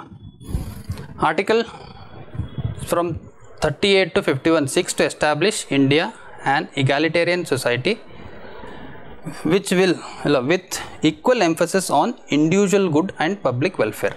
This is one part of the question. Question ಯಾವಾಗಲೂ ನೀವು ಪಾರ್ಟ್ ವೈಸ್ ಡಿವೈಡ್ ಮಾಡ್ಕೊಳ್ಳೇಬೇಕು. ಓಕೆ, ಕ್ವಶನ್ ಫುಲ್ ಸ್ಟಾಪ್ ಬಂದರೆ ಒಂದು ನೀವು ಮಾರ್ಕ್ ಹಾಕ್ಕೊಂಡು first part of the question. Then debate the issue in the context of criticism against the article of Indian constitution ಅಂತ ಇದೆ. There is two parts to these questions. First part is what he is saying, whatever the second part ನಾನು ಏನು ಹೇಳ್ತಾ ಇದ್ದೀನಿ debate ಮಾಡಿ ಅಂತ, ಅದು ಯಾವುದ್ರ ಮೇಲೆ ಫಸ್ಟ್ ಪಾರ್ಟ್ ಮೇಲೆ ಡಿಬೇಟ್ ಮಾಡಿ ಅಂತ ಹೇಳ್ತೀನಿ. Okay, keeping first part in your mind. Individual public welfare ಅನ್ನೋದು ಮೈಂಡಲ್ಲಿ ಇಟ್ಕೊಂಡು ನೀವು ಏನೇ ಡಿಬೇಟ್ ಮಾಡಿದ್ರೂ ಇವೆರಡು ಕಾನ್ಸೆಪ್ಟ್ ನಿಮ್ಮ ಸೆಂಟರ್ ಆಫ್ ದಿ ಫೋಕಸಲ್ಲಿ ಇರಬೇಕು. ಅದಕ್ಕೆ ನಾನೇನಂತೀನಿ, ನನ್ನೊಂದು ಬೇಸಿಕ್ ಐಡಿಯಾ ಇದೆ. ಅಂದರೆ ಲೈಕ್ UPSCಗೆ ಆಗಲಿ ಯಾವುದಕ್ಕೆ ಆಗಲಿ ನಾವೇನು ಮಾಡ್ತೀವಿ ಅಂದರೆ, ಕೆಲವು ಈಗ ನೀವು ಓದ್ತಿರ್ತೀರ ಕಂಟೆಂಟ್, ಓದಬೇಕಾದ್ರೆ ಯಾವುದೇ ಒಂದು ಫಂಡಮೆಂಟಲ್ ರೈಟ್ ಮೇಲೆ ಕ್ವಶನ್ ಬಂದರೆ ಒಂದು ಸ್ಟ್ಯಾಂಡರ್ಡ್ ಇಂಟ್ರಡಕ್ಷನ್ ನಾನು ರೆಡಿ ಮಾಡ್ಕೋತೀನಿ. ಫಂಡಮೆಂಟಲ್ ರೈಟ್ಸ್ ಮೇಲೆ ಅವನು ಏನೇ ಕೇಳಿ ಒಂದು ಸ್ಟ್ಯಾಂಡರ್ಡ್ ಇಂಟ್ರಡಕ್ಷನ್ ನಾನು ರೆಡಿ ಮಾಡ್ತೀನಿ. You have to do it. ನೀವು ಮಾಡಿದ್ರೆ ಏನಾಗುತ್ತೆ, ಇಂಟ್ರಡಕ್ಷನ್ಗೆ ನೀವಂದ್ರೇನು ಆ ಟಾಪಿಕನ್ನು ಇಂಟ್ರೊಡ್ಯೂಸ್ ಮಾಡ್ತಿದ್ದೀರಾ. ಅದಕ್ಕೇನು ನಿಮಗೇನು ರಾಕೆಟ್ ಸೈನ್ಸ್ ಏನು ಬೇಕಾಗಿಲ್ಲ, ಅದಕ್ಕೇನು ನಿಮಗೆ ಏನಾದರೂ ಏನಂತಾರಲ್ಲ ಹೊಸದೇ ಹಾಕಬೇಕು ಹಳಿದೇ ಹಾಕಬೇಕು ಅಂತಲ್ಲ. ಸ್ವಲ್ಪ ಇನ್ನೋವೇಟಿವ್ ಆಗಿ ಬರೆಯೋರಿದ್ರೆ ಕರೆಂಟ್ ಅಫೇರ್ಸಿಗೆ ಲಿಂಕ್ ಮಾಡಿ ಅಂತ ಹೇಳ್ತೀವಿ. ಯಾರು ಇನಿಷಿಯಲಿ ಬಿಗಿನರ್ಸಿಗೆಲ್ಲ ಹೋಗ್ತಾ ಹೋದರೆ ಕರೆಂಟ್ ಅಫೇರ್ಸಿಗೆ ಲಿಂಕ್ ಮಾಡಿ ಇಂಟ್ರಡಕ್ಷನ್ ಕೊಡಿ ಅಂತ ಹೇಳ್ತೀವಿ. ಬಟ್ ನಾನೇನಂತ ಇದ್ದೀನಿ, ಇದು ನಿಮ್ಗೆ ಫಂಡಮೆಂಟಲ್ ರೈಟ್ಸ್ ಬರಲಿ, directive principles of state policies ಬರಲಿ, ಇವೆರಡಕ್ಕೂ ನೀವು ಬರೀಬೇಕಾದ್ರೆ ಒಂದು ಇಂಟ್ರಡಕ್ಷನ್ ರೆಡಿ ಮಾಡಿ ಇಟ್ಕೊಂಬಿಡಿ. For example, let's say the directive principles of state policies are the fundamental to the governance of this country, okay, which has been listed in Article 36 to 51, which gives the direction to the states to make the laws for the governing the country or state, whatever. Okay, ಯಾರಿಗೆ ಕೊಡ್ತಾ ಇದೆ, ಸ್ಟೇಟಿಗೆ ಕೊಡ್ತಾ ಇದೆ. ಇದು ಒಂದು standard definition ನಾನು ಮಾಡ್ಕೊಂಡ್ಬಿಟ್ಟಿದ್ದೀನಿ. ನಾನು ಇದನ್ನೇ ಬರಿತೀನಿ, directive principles of state policy ಏನೇ ಬರಿ. ಈ ಡೆಫಿನೇಷನ್ ಇದಕ್ಕೆ ಸಿಂಕ್ ಆಗಲ್ವಾ? ಇಲ್ಲಿ ಡೈರೆಕ್ಟಿವ್ ಪ್ರಿನ್ಸಿಪಲ್ಸ್ ಮತ್ತೆ ಯಾವುದಾದ್ರು ಬಂದಿದೆಯಾ ತೆಗೆದು ನೋಡಿ. ಇದು ಯಾವುದೇ ಡೈರೆಕ್ಟಿವ್ ಪ್ರಿನ್ಸಿಪಲ್ಸ್ ಆಫ್ ಸ್ಟೇಟ್ ಪಾಲಿಸೀಸ್ಗೆ ಅಂದರೆ KS ಕ್ವಶನ್ ಪೇಪರ್ಸು ನೀವು ಬೇಕಾದರೆ ಅದನ್ನು ಟಾಪಿಕ್ ವೈಸ್ ನಾವು ಟೆಲಿಗ್ರಾಮಲ್ಲಿ ಹಾಕಿದ್ದೀವಿ, ಅದನ್ನು ತೆಗೆದು ನೋಡಿ. ಸುಮ್ಮನೆ ಅಲ್ಲೂ ಕ್ವಶನ್ಸ್ ಇದೆ, ಅವನು ಸಾಲ್ವ್ ಮಾಡಿ. ಅವು ಮಾಡಿದಾಗ ನಿಮಗೇನು ಡೆಫಿನೇಷನ್ ಒಂದು ಸ್ಟ್ಯಾಂಡರ್ಡ್ ಇಂಟ್ರಡಕ್ಷನ್ ಫಿಕ್ಸ್, ಅದು ಬಂದರೆ ಅದು ಬರಿತೀವಿ. ಅದು ಬರೆದ ಮೇಲೆ ನೆಕ್ಸ್ಟ್ ಕನ್ಕ್ಲೂಷನ್ನು ಇದಕ್ಕೆ. ವಾಟ್ ಕನ್ಕ್ಲೂಷನ್, ಏನೋ ಡೈರೆಕ್ಟಿವ್ ಪ್ರಿನ್ಸಿಪಲ್ಸ್ ಆಫ್ ಸ್ಟೇಟ್ ಪಾಲಿಸಿಗೆ ಏನು ಕನ್ಕ್ಲೂಷನ್ ಇದೆ? Is it comprehensive? Directive principles of state policy comprehensive ಇದಾವ? It is not comprehensive. Okay, ಅದಕ್ಕೇ ಅಲ್ವಾ ಸ್ವಲ್ಪ ಸ್ಪೇಸ್ ಬಿಟ್ಟಿರೋದು. ಪಾರ್ಲಿಮೆಂಟ್ನು you can bring more laws, parliament also bring add more articles. Cooperative society was there in directive principles of state ಪಾಲಿಸಿನ ಮೊದಲು ಇರಲೇ ಇಲ್ಲ. 43B ತೊಗೊಂಬಂದ್ವಿ, ಹೌದಾ ಇಲ್ವೋ? 43B ಅಂತ ಕೋಆಪರೇಟಿವ್ ಸೊಸೈಟೀಸ್ ಆ್ಯಕ್ಟ್ ಅಂದರೆ ಲೈಕ್ 97 ಕಾನ್ಸ್ಟಿಟ್ಯೂಷನಲ್ ಅಮೆಂಡ್ಮೆಂಟ್ ಆ್ಯಕ್ಟಲ್ಲಿ ನಾವೇನು ಮಾಡಿದ್ವಿ, 43B ಆರ್ಟಿಕಲನ್ನು ಆ್ಯಡ್ ಮಾಡಿ ಕೋಆಪರೇಟಿವ್ ಸೊಸೈಟೀಸ್ ಎಸ್ಟಾಬ್ಲಿಷ್ ಮಾಡಿದ್ವಿ. So it was not A comprehensive directive principles of state policies. So ಇದಕ್ಕೆ ನೀವು ಎಫರ್ಟ್ ಹಾಕಬೇಡಿ. ಮತ್ತೆ ಇದಕ್ಕೂ ರಟ್ಟ ಹೊಡಿ ಅಂದರೆ ನಾನೇನು ಹೇಳೋದು ಅಂದರೆ ಇದಕ್ಕೂ ಸಿಂಪಲ್ ಇದೆ. ನೀವು ಲಕ್ಷ್ಮೀಕಾಂತ್ ಬುಕ್ ತೆಗೀರಿ. ಓಕೆ, ಲಕ್ಷ್ಮೀಕಾಂತ್ ಬುಕ್ ಅಂದರೆ ನನ್ನ ನೋಟ್ಸಲ್ಲೂ ಇದೆ. ಬಟ್ ಲಕ್ಷ್ಮೀಕಾಂತ್ ಬುಕ್ ತೆಗೀರಿ. ಲಕ್ಷ್ಮೀಕಾಂತ್ ಬುಕ್ ತೆಗೆದ್ಮೇಲೆ ಲಾಸ್ಟಿಗೆ ನಾವು ಯಾವಾಗಲೂ ಏನು ಮಾಡ್ತೀವಿ ಅಂದರೆ ಆರ್ಟಿಕಲ್ಸ್ ಮಾತ್ರ ಓದ್ಬಿಟ್ಟು ಲಕ್ಷ್ಮೀಕಾಂತ್ ಮುಚ್ಚಿಬಿಡ್ತೀವಿ. ಬಟ್ ಲಾಸ್ಟ್ ಟಾಪಿಕ್ ಎಂಡಿಗೆ ಬಂದಾಗ he has always given a criticism of fundamental right, he has always given a criticism of directive principles of state policies, he has always given a points related to the parliamentary committees, take whatever it is. ನೀವು ಯಾವುದೇ ತೊಗೊಳ್ಳಿ, ಎಲ್ಲದರ ಮೇಲೂ he has given the criticism. Okay, so just you have to read that, mug up it and use it ಅಷ್ಟೇ. For you people I am saying. Okay, ನೀವು ಅದನ್ನು ಮಾಡ್ಬೋದು. ನೀವು ತೆಗೆದು ನಾನು ಹೇಳಿದ್ಮೇಲೆ ಈಗ ಹೋಗಿದ್ಮೇಲೆ ಲಕ್ಷ್ಮೀಕಾಂತ್ ಬುಕ್ ತೆಗೆದು ನೋಡಿ.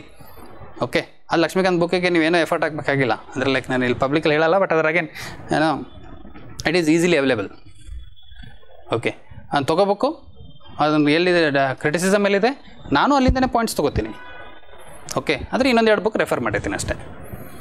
ಓಕೆ, ಅಲ್ಲಿಂದ ಪಾಯಿಂಟ್ಸ್ ತೊಗೋತೀನಿ, ಮತ್ತು ಇನ್ನೊಂದು 2 ಬುಕ್ ರೆಫರ್ ಮಾಡಿ ನಿಮಗೆ ಕಂಟೆಂಟ್ ಕೊಡ್ತೀನಿ. ಸೊ ಅದಕ್ಕೆ ನೀವೇನಂತೀನಿ, ಇಲ್ಲಿ ಇದೇ ಪಾಯಿಂಟ್ ನೀವು ತೊಗೊಂಡ್ರೆ ನೀವು ಇದೇ ಟಾಪಿಕ್ಗೆ ಇಂಟ್ರಡಕ್ಷನ್ ಆ ಥರ ಬರೀರಿ, conclusion it is not comprehensive. Okay, the data principles of state policies are neither comprehensive, but it is neither justiciable nor enforceable. Obviously ಇದನ್ನು ಅದೇ ಇದೆಯಾ, ಅದರದ್ದು ಕ್ರಿಟಿಸಿಸಮ್ ಅದೇ ಇದೆಯಾ. Okay, and to implement the data principles of state policies, one or more fundamental rights are violated, then the basic structure will prevail. It is hindering the implementation, means it is hindering the efforts of the state government to bring the policies for the governing the country. ಅದರ ತಡೆ ಹಿಡಿತಾ ಇದೆ. Fundamental rights ಏನಿದೆ ತಡೆ ಹಿಡಿತಾ ಇದೆ. ಯಾಕೆ? Basic structure Keshavananda Bharati ಕೇಸಲ್ಲಿ ನಾವೇನು ಡಿಸೈಡ್ ಮಾಡಿದ್ದೀವಿ, ಬೇಸಿಕ್ ಸ್ಟ್ರಕ್ಚರ್ ಅಂತ ಡಿಸೈಡ್ ಮಾಡಿದ್ದೀವಿ.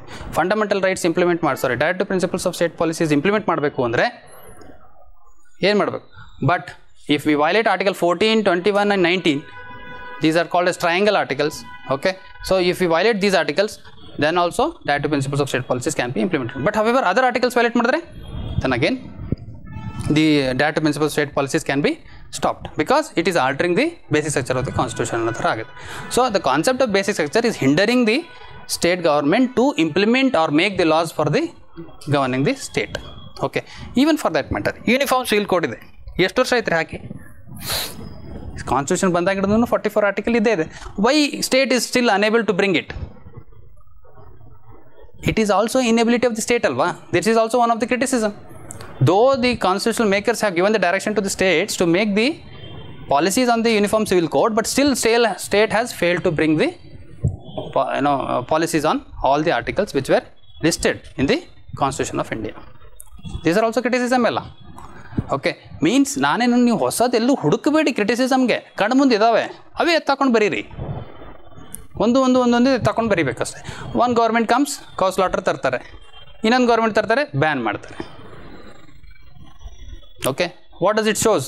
The change in the mind set, the change in the policy. Okay, ideologically change ಆಗುತ್ತೆ. ಸೊ ನಾನೇನು ಹೇಳೋದು, again here taking this question as an example, you can write, and then here what you can write, individual growth anta bandaga, yes, directive principles of state policies will try to bring the individual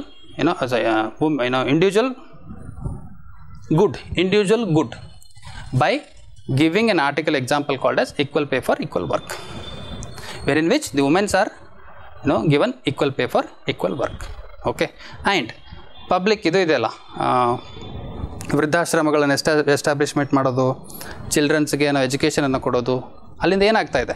it is a growth of individual ಅಲ್ವಾ? It is a duty of the state to provide the education to childrens from 0 to 6 years. That is also directive principles of state policy. What education ಕೊಟ್ಟರೆ ಏನಾಗುತ್ತೆ? Individual growth ಆಗುತ್ತೆ, intellectual growth ಆಗುತ್ತೆ, education knowledge ಬರುತ್ತೆ, moral growth ಆಗುತ್ತೆ. Okay, so moral and education ಇದು intellectual growth ಆಗಬೇಕಾದ್ರೆ education is necessary. So again individual growth ಅಂತ ಬಂದಾಗ ಅವೆರಡು ಆರ್ಟಿಕಲ್ನ ಲಿಸ್ಟ್ ಮಾಡಿ ಬರಿಬೋದು. ಪಬ್ಲಿಕ್ ವೆಲ್ಫೇರ್ ಅಂತ ಬಂದರೆ ಎಲ್ಲ articles most of the things are establishing public welfare it self.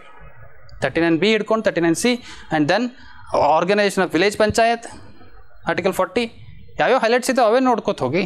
ನೀವೆಲ್ಲ ಆರ್ಟಿಕಲ್ಸ್ ಬರೆಯೋಕ್ಕಂತೂ ಸ್ಪೇಸ್ ಇಲ್ಲ. Important articles pick and choose and start writing the answers. Okay, so article 40 list ಮಾಡಿ. ಇಲ್ಲ ಅದು ಏನಂತಾರೆ, ಪ್ರೊಟೆಕ್ಷನ್ ಆಫ್ ವೈಲ್ಡ್ ಲೈಫ್ ಏನಂತಾರೆ, protection of wildlife and forest, ಅದನ್ನು liberal intellectual principles ಆ ಆರ್ಟಿಕಲ್ ಕೋಟ್ ಮಾಡಿ. What it is protecting the global, reducing the global warming. Okay, so if such acts are not there, then ಏನಾಗ್ತಿತ್ತು? Biodiversity imbalance ಆಗ್ತಿತ್ತು. Okay, so you have to list those articles and then explain one line about it, how it is creating a welfare good. Okay, welfare good anna, sorry, public good anna ಹೇಗೆ create ಮಾಡ್ತಿದೆ ಅಂತ, ಅದು public welfare ಅನ್ನು ಹೇಗೆ create ಮಾಡ್ತಿದೆ. ಒಂದೊಂದು line ಬರೀರಿ, ಒಂದೊಂದು ಆರ್ಟಿಕಲ್ ತೊಗೊಳ್ಳಿ, ಒಂದೊಂದು ಲೈನ್ ಬರೀರಿ. ಓಕೆ, ಬರೆದ್ಬಿಟ್ಟು ನೀವು ಅದನ್ನು ಕನ್ಕ್ಲೂಷನ್ ಕೊಟ್ಟರೆ ಮುಗೀತು. ಓಕೆ, ಅರ್ಥ ಆಯ್ತಾ? ಏನಾದರೂ ತಲೆ ಹೋಯ್ತಾ? ಹಾಂ, ಈಗ ಹೋದ್ಮೇಲೆ ನಾಳೆ ಬಂದು ಬರ್ಕೊಂಬರ್ತೀರಾ ಅಂತೆ? Yes, no, why am saying this ಅಂತಂದರೆ, ನೀವು ಏನೀಗ ಅನ್ಕೋತಾ ಇರ್ತೀರಲ್ವ ಮೈಂಡಲ್ಲಿ, ಒಂದು 10% ಅರ್ಥ ಆಗಿದೆಯೋ, 50% ಅರ್ಥ, 100% ಅರ್ಥ ಆಗಿದೆಯೋ, ಎಷ್ಟು ಪರ್ಸೆಂಟ್ ಅರ್ಥ ಆಗಿದೆ ಆ ಕ್ವಶನ್ ಪೇಪರ್ ನೋಡಿದ್ಮೇಲೆ ನಿಮಗೆ ಈಗ ನೀವು ಓದಿದ್ದೀರಾ, ರೀಸೆಂಟಾಗಿ ಓದಿದ್ದೀರಾ, ಭಾಳ ದಿನ ಇಲ್ಲ, ಪಾಲಿಟಿ ಆ್ಯಂಡ್ ಏನಂತಾರೆ ಫಂಡಮೆಂಟಲ್ ರೈಟ್ಸ್ ಆ್ಯಂಡ್ DPSP ರೀಸೆಂಟಾಗಿ ಅವ್ನು ಸುಮ್ಮನೆ ತೆಗೆದು ನೋಡ್ಬಿಟ್ಟು ನೀವು ನೋಡ್ಕೊಳ್ಳಿ ಆನ್ಸರ್ ಏನಿದೆ, ಏನು ಕ್ವಶನ್ ಇದೆ, ಏನು ಡಿಮಾಂಡ್ ಇದೆ ಅಂತ, ಅದ್ರ ಪ್ರಕಾರ ಆನ್ಸರ್ ಬರೀರಿ, ಟ್ರೈ ಮಾಡಿ. ಬರ್ದಾಗ ನಾವು ನಿಮ್ಗೆ ಬಂದಾಗ ನಾವು ಚೇಂಜಸ್ ಹೇಳ್ತೀವಲ್ಲ. ಇಲ್ಲಿ ಇನ್ನೊಂದೇನಪ್ಪ ಅಂದರೆ ನಾವೆಲ್ಲರೂ ಟೋಟಲ್ ಎಲ್ಲ ಇನ್ಸ್ಟಿಟ್ಯೂಟ್ಗಳದ್ದು ಹಿಡ್ಕೊಂಡು ಹೇಳ್ತೀನಿ, ನೀವೆಲ್ಲ ಇನ್ಸ್ಟಿಟ್ಯೂಟ್ಸ್ಗಳದ್ದು ನೀವು ಯೂಸ್ ತೊಗೋಬೇಕು. ನೀವು ಸುಮ್ಮನೆ ಕ್ಲಾಸಿಗೆ ಹಿಂಗೆ ಬಂದೆ ಮತ್ತು ಹಂಗೆ ಹೊರಟೋಗ್ಬಿಟ್ರೆ ನೀವು ಯೂಸ್ ತೊಗೊಂಡಂಗೆ ಆಗಲ್ಲ.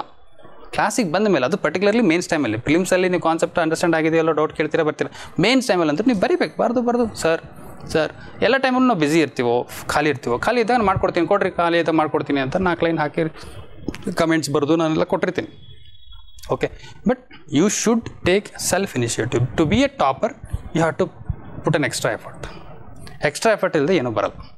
ಎಕ್ಸ್ಟ್ರಾ ಎಫರ್ಟ್ ಹಾಕಬೇಕು, ಟಾಪರ್ ಆಗಬೇಕು.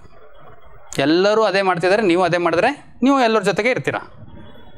ಎಲ್ಲರಿಗಿನ್ನೂ ವಿಭಿನ್ನವಾಗಿ ನಾನು ಏನಾದರೂ ಮಾಡಿದ್ರೆ ಅಗೇನ್ ಆನ್ಸರ್ ರೈಟಿಂಗ್. ಬಿಕಾಸ್ ನಾನಂತರೂ ನಿಮಗೆ ಮೋಸ್ಟ್ ಈಗ ನಾನು ಕ್ಲಾಸಲ್ಲೆಲ್ಲ ಪ್ರತಿ ಸಲನೂ ಹೇಳ್ತೀನಿ, ಎಲ್ಲ ಟಾಪಿಕ್ಸ್ ಮುಗಿಸಿದ್ಮೇಲೂ ನಾನು ಆನ್ಸರ್ ರೈಟಿಂಗ್, ನಾನು ಹೆಂಗೆ ಪ್ರಿಲಿಮ್ಸ್ ಕ್ಲಾಸಲ್ಲಿ ಮುಗಿಸಿದಾಗ ನೀವು prelims class most of the people did not come, but ನಾನು ಏನಂತೀನಿ ಪ್ರಿಲಿಮ್ಸ್ ಕ್ಲಾಸಿಗೆ ಏನಂದರೆ ನಾನು ಈಚ್ ಆ್ಯಂಡ್ ಎವ್ರಿ ಟಾಪಿಕ್ ಆದಮೇಲೆ ಕ್ವಶನ್ ಹಿಂಗೆ ಕೇಳ್ತಾರೆ, ಹಿಂಗೆ ಕೇಳಿದರು, ನಾನು ಬರಿಬೇಕಾದ್ರೂ ಹಿಂಗೆ ಕೇಳಿದರು ಅಂತ ನಾನು ಹೇಳ್ತಾಯಿದ್ದೆ ಕೆಲವು ಕ್ವಶನ್ಸ್. ಆಮೇಲೆ ನಾನು ಬ್ಯೂಟಿಫುಲ್ ಇನ್ನೊಂದು ಮೆಮರಿ ಏನಪ್ಪ ಅಂದರೆ ನಿಮ್ಮ ಪೇಪರಲ್ಲಿ ನನಗೊಂದು ನೆನಪಿದೆ, ನಾನು ವೀಡಿಯೋದಲ್ಲಿ ನೋಡಿ ಇನ್ನೂ ಬೇಕಾದರೆ ಇವರು ಇದ್ರಿ ನೀವು ಅದು ಕ್ಲಾಸಲ್ಲಿ. ನನ್ನ ಫಸ್ಟ್ ಪ್ರಿಲಿಮ್ಸ್ ಕ್ವಶನ್ ಇದು ಅಂತ ಹೇಳಿದ್ದೆ ನಾನು, ಸೇಮ್ ಕ್ವಶನ್ ಕಾಪಿ ಪೇಸ್ಟ್ ಆಗಿದೆ. ಯಾವುದು? ಜಾಯಿಂಟ್ ಸೆಟ್ಟಿಂಗ್ ಎಲ್ಲಿ ಇಲ್ಲ ಅಂತ. ಇನ್ನೂ ವಿಡಿಯೋ ಅದು ನಿಮ್ಮ ಹತ್ರ ವಿಡಿಯೋ ಆಲ್ರೆಡಿ ಇದೆ, ತೆಗೆದು ನೋಡಿ. ಓಕೆ, ಸೇಮ್ ಕ್ವಶನ್ ನಾನು ಅಂದಿದ್ದೆ, ಈ ಕ್ವಶನ್ ನೋಡಿರಿ ನನಗೆ ನನ್ನ ಫಸ್ಟ್ ಪ್ರಿಲಿಮ್ಸ್ ಕ್ವಶನ್ನು, ಇದು ತಪ್ಪು ಮಾಡಿದ್ದೆ, ನೀವು ತಪ್ಪು ಮಾಡ್ತೀರಾ ಅಂದಿದ್ದೆ.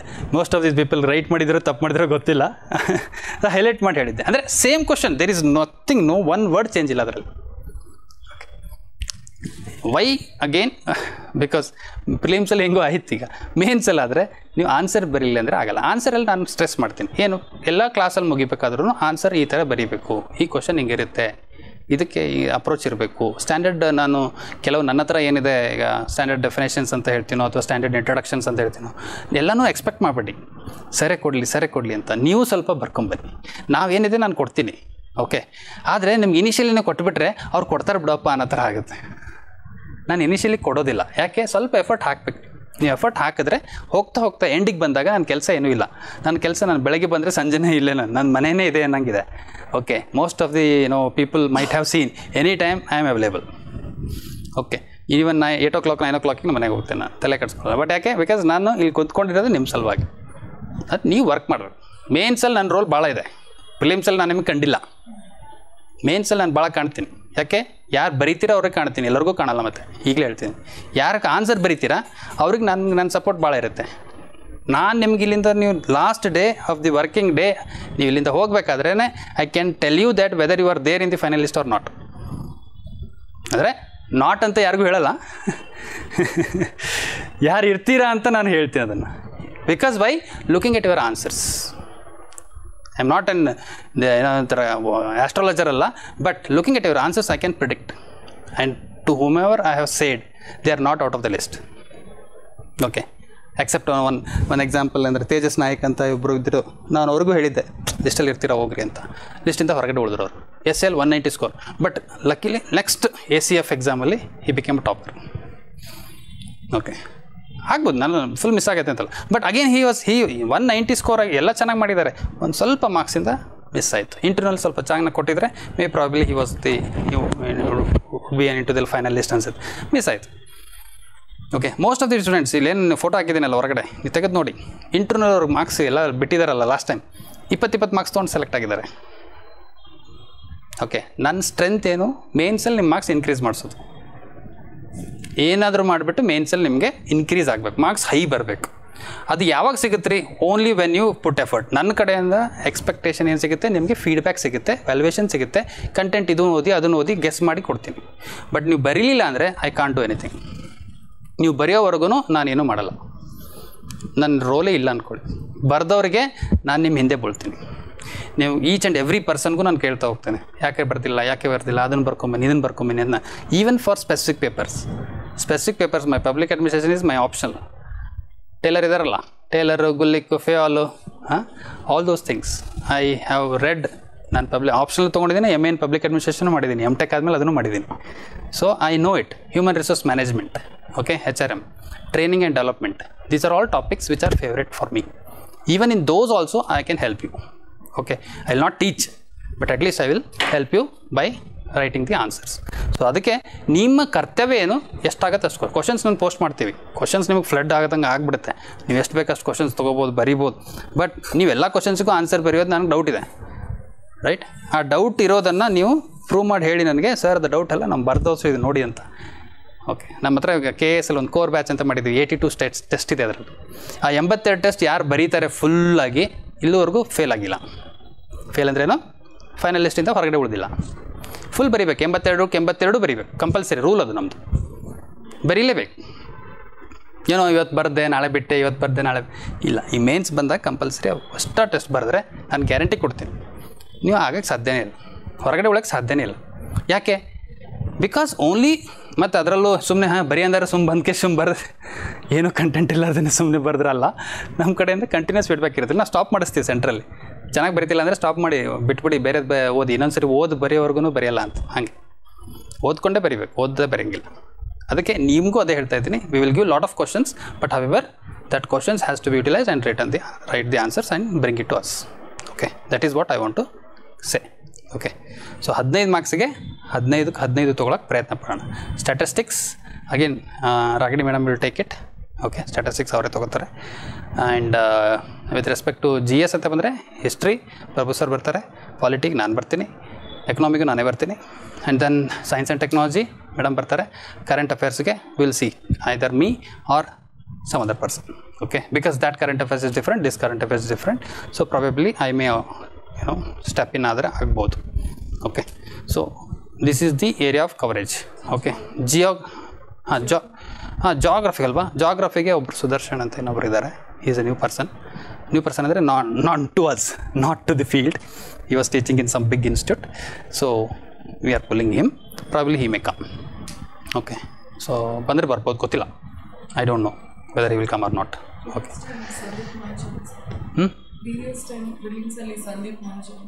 ಸಂದೀಪ್ ಮಹಾಜನ್ ಸರ್ಗೆ ಪುಲ್ ಮಾಡ್ತೀವಿ, ಅವ್ರಿಗೆ ಪುಲ್ ಮಾಡ್ತೀವಿ.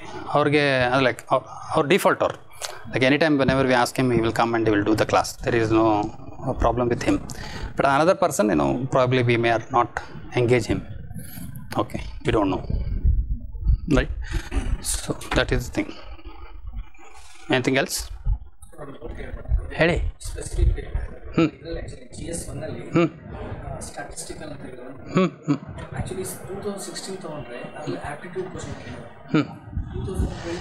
ಗ್ರಾಫ್ ಹೌದು, ಸಿಲೆಬಸ್ ಯಾವತ್ತೂ ಚೇಂಜ್ ಆಗಿಲ್ಲ ರೀ. ಸಿಲೆಬಸ್ ಒಂದು ಇಲ್ಲ ಅಷ್ಟೇ ಇದೆ. ಸಿಲೆಬಸ್ ಇವ್ರದ್ದೇನು ಗೊತ್ತಾ, ಒಂದೇ ಇರೋದು, ಇದಿಷ್ಟೇ ಅವ್ರದ್ದು ಇರೋದು. ಎಲ್ಲಿದೆ? ಕರೆಕ್ಟು, ನೀವು ನೋಡಿದ್ದೀನಿ ಪೇಪರ್ ನಾನು. Okay, statistical analysis, graph, diagrams ಅಷ್ಟೇ ಇರೋದು.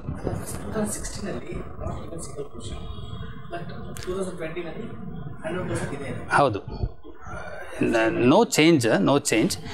They did not ask the questions ಅಷ್ಟೇ, ಅವ್ರು ಕ್ವಶನ್ ಕೇಳಿಲ್ಲ.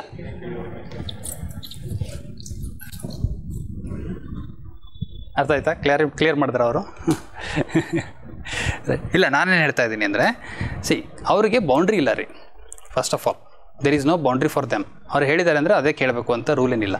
ಆಮೇಲೆ ಅದರಲ್ಲಿ ನೀವು ಸ್ಟ್ಯಾಟಿಸ್ಟಿಕಲ್ ಅನಾಲಿಸಿಸ್ಸು, ಗ್ರಾಫು, ಡಯಾಗ್ರಾಮ್ಸ್ ಅಂದ ತಕ್ಷಣ ಅದೇ ಪೈ ಚಾರ್ಟು, ಗ್ರಾಫ್ಸು ಇದನ್ನೇ ಬರಬೇಕು ಅಂತ ಸ್ಟ್ರೆಸ್ ಮಾಡೋಂಗಿಲ್ಲ. ಬಟ್ ಅವ್ರು 16 ಕೇಳಿಲ್ಲ.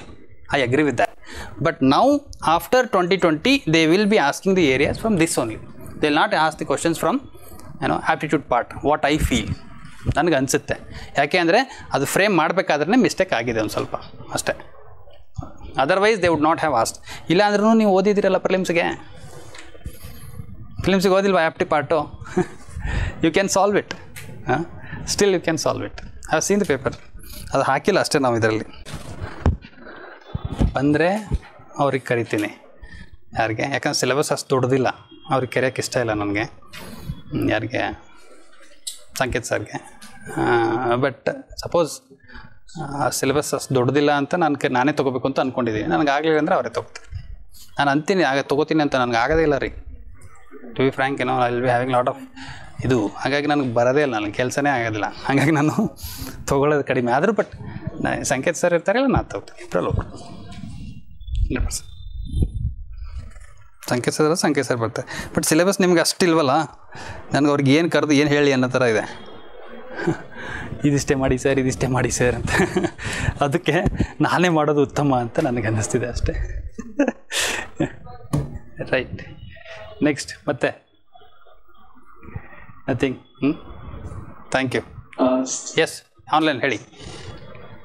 Hi sir. ಸರ್ ಹಿಸ್ಟ್ರಿ ಬಂದಾಗ ಸರ್ ಎಕ್ಸ್ಕ್ಲೂಸಿವ್ಲಿ ಫಾರ್ ಮಾಡರ್ನ್ ಹಿಸ್ಟ್ರಿನೇ ಬರುತ್ತೆ ಅಂತ ಎಕ್ಸ್ಪೆಕ್ಟ್ ಮಾಡ್ಬೋದಾ ಅಥವಾ ಮೆಟೀರಿಯಲ್ ಎಲ್ಲಿದೆ ರೀ ಮಾಡರ್ನ್ ಅಂತ? ಮಾಡರ್ನ್ ಸ್ಪೆಸಿಫಿಕ್ ಅಲ್ಲ, ಮಾಡರ್ನ್ ಅಂತ ಸ್ಪೆಸಿಫಿಕ್ ಆಗಿ ಎಲ್ಲೂ ಇಲ್ಲ. Modern history of India special reference to Karnataka, history culture and Karnataka. Okay, so ನಿಮಗಿಲ್ಲಿ ಸ್ಟ್ರಿಕ್ಟಾಗಿ ಅವರು ಮಾಡರ್ನ್ಗೆ ಕೇಳಲೇಬೇಕು ಅಂತ ರೂಲ್ ಇಲ್ಲ. ಇವರು ಬರೆದಿರ್ತಾರೆ ಕೀವರ್ಡ್ಸು, ನೀವು ಕೀವರ್ಡ್ಸ್ ಮೇಲೆ ಹೋಗಬೇಡಿ. ಓಕೆ, ಬರೆದಿರ್ತಾರೆ ಮಾಡರ್ನ್ ಅಂತ ಬರೆದಿರ್ತಾರೆ, ಬಟ್ ಬರೆದ ಮೇಲೂ ಒಂದೆರಡು ಕ್ವಶನ್ ಆ ಕಡೆ ಈ ಕಡೆ ಕೇಳ್ಬೋದು. There is not compulsory that they will be asking questions only on modern history or modern India. Okay, Indian culture with respect to special history and culture ಮೇಲೆ ಕಲ್ಚರ್ ಮತ್ತು ಇನ್ನೊಂದೇನಿದೆ, ಇಂಡಿಯನ್ ಕಲ್ಚರ್ ಅಷ್ಟೇ ಅಲ್ವಾ? ಆರ್ಟ್ ಆ್ಯಂಡ್ ಕಲ್ಚರ್ ಅಂತ ಇರ್ತಿತ್ತು. ಹಾಂ, ಇಲ್ಲ, history and culture ಅಷ್ಟೇ, ಇದೆ. Culture of Karnataka, most of the things they will be focusing on that area. ನೋಡಿದ್ರಲ್ಲ ಈಗ ಕ್ವಶನ್ಸು, ಮೇಡಮ್ ಹೇಳ್ಬೇಕಾದ್ರೆ ಇರಲಿಲ್ವಾ? Okay, anything else? Yes please go ahead. Okay, ಈ ಮಾರ್ನಿಂಗ್ 7 to 9:30 ಆರ್ 10 ಆಗ್ಬೋದು. ಈವ್ನಿಂಗು 5 to 8 ಆರ್ 5:30 to 8:30, ಎರಡರಲ್ಲಿ ಒಂದಲ್ಲ, ಎರಡು ಆಗ್ಬೋದು. ಮಾರ್ನಿಂಗ್ ಅವ್ರು ತೊಗೋತಾರೆ. ನಾವೀಗ ಪ್ರಿಲಿಮ್ಸ್ ರಿಸಲ್ಟ್ ಬರೋವರೆಗೂ ಒಂದೇ ಕ್ಲಾಸ್ ನಡೆಸ್ತೀವಿ. ಪ್ರಿಲಿಮ್ಸ್ ರಿಸಲ್ಟ್ ಬಂದಾದಮೇಲೆ ಮಾರ್ನಿಂಗು ಕ್ಲಾಸ್ ಇರುತ್ತೆ, ಈವ್ನಿಂಗು ಕ್ಲಾಸ್ ಇರುತ್ತೆ. ಮಾರ್ನಿಂಗ್ ಅವ್ರು ಆಪ್ಷನಲ್ ತೊಗೊಂಡ್ರೆ ನಾವು GS ತೊಗೋತೀವಿ, ಅವ್ರು ಈವ್ನಿಂಗ್ GS ತೊಗೊಂಡ್ರೆ ನಾವು ಮಾರ್ನಿಂಗ್ ಆಪ್ಷನಲ್ ತೊಗೋತೀವಿ. ಸರ್ ವಯಸ್ಸು ವರ್ಷ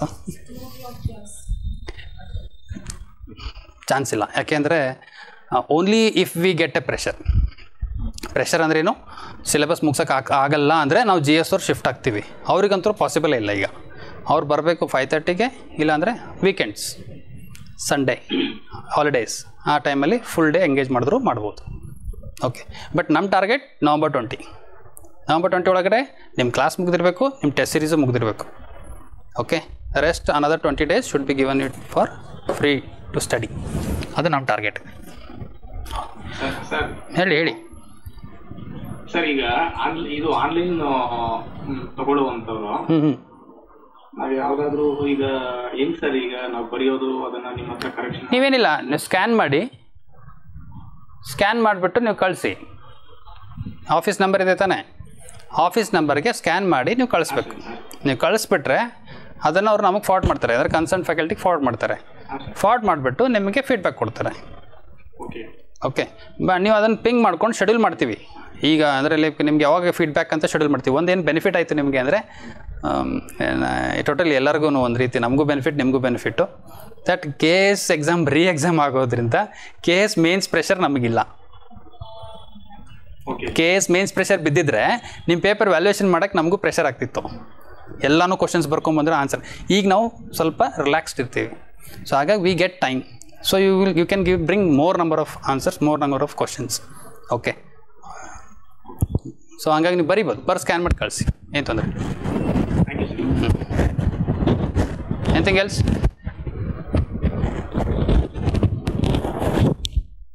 Sir, when the actual training will kickstart, when are we expecting this? Results within a week. Key answer ಬಿಟ್ಟ ಮೇಲೆ ಹಾರ್ಡ್ಲಿ ಒಂದು ವಾರದಲ್ಲಿ ಆನ್ಸರ್ ಕೊಡ್ತಾರೆ. Key answer has released today, revised key. ಅದರಲ್ಲಿ ವಿತಿನ್ ಅ ವೀಕ್ ಅಂತ ನಾನು ಅದಕ್ಕೆ ಹೇಳಿರೋದು. Okay, I am expecting before 11th itself. No, I don't know. Okay, ನೋಡೋಣ. So until then, one class ಮಾತ್ರ? Only one class, yes. We want to go slow until then, because more people are not clear that sir ಬಾರ್ಡ್ರಲ್ಲಿದ್ದೀನ ಎಲ್ಲಿದ್ದೀನ ಅಂತಿದ್ದಾರೆ. ಆಮೇಲೆ ಮತ್ತೆ ಅವರಿಗೆ ಎಲ್ಲ classes miss ಆದಂಗೆ ಆಗುತ್ತೆ. ಒಂದು ವಾರ ಇದೆ ಭಾಳ ಆದರೆ, ಒಂದು ವಾರ ವಿಲ್ ಗೋ ಸ್ಲೋ. ಒಂದೇ ಕ್ಲಾಸ್ ಮಾಡ್ಕೊಂಡು ಹೋಗ್ತೀವಿ, ಅದಾದಮೇಲೆ 2 ಕ್ಲಾಸ್ ಹಾಕ್ತೀವಿ. ಮತ್ತೇನಾದರೂ ಡೌಟ್ಸ್ ಇದೆಯಾ? ಇಲ್ವಾ? ನೀವು ಹೊಡ್ಬೋದು. ಪಾಪ ಆನ್ಲೈನವ್ರು ಇದ್ದರೆ ನಾನು ಅಡ್ರೆಸ್ ಮಾಡ್ತೀನಿ, ಕೂತ್ಕೊಳ್ಳೋದು.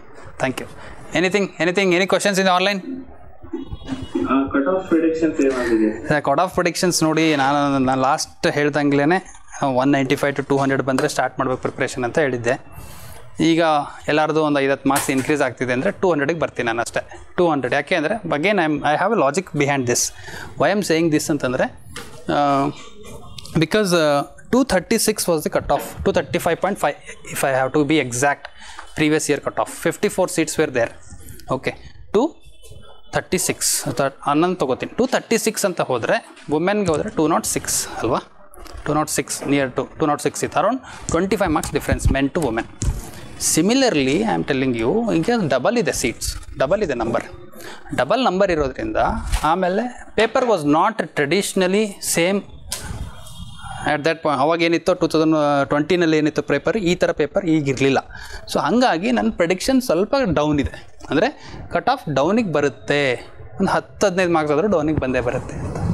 So people who R in the range of 200-220 ರೇಂಜಲ್ಲಿ ಇದ್ದೀರಾ, ನೀವು ಪ್ರಿಪ್ರೇಷನ್ ಮಾಡಿ ಅಂತ ನಾನು ಹೇಳ್ತಿದ್ದೀನಿ ಅಷ್ಟೇ. ಅಂದರೆ men should be 220 above or 210 above general merit GM I am saying. Okay, 210 or 220 above preparation ಶುರು ಮಾಡಿ. ಒಂದು ವಾರನೇ ಇದೆ hardly, you will get a result. Because after result you will feel pressure.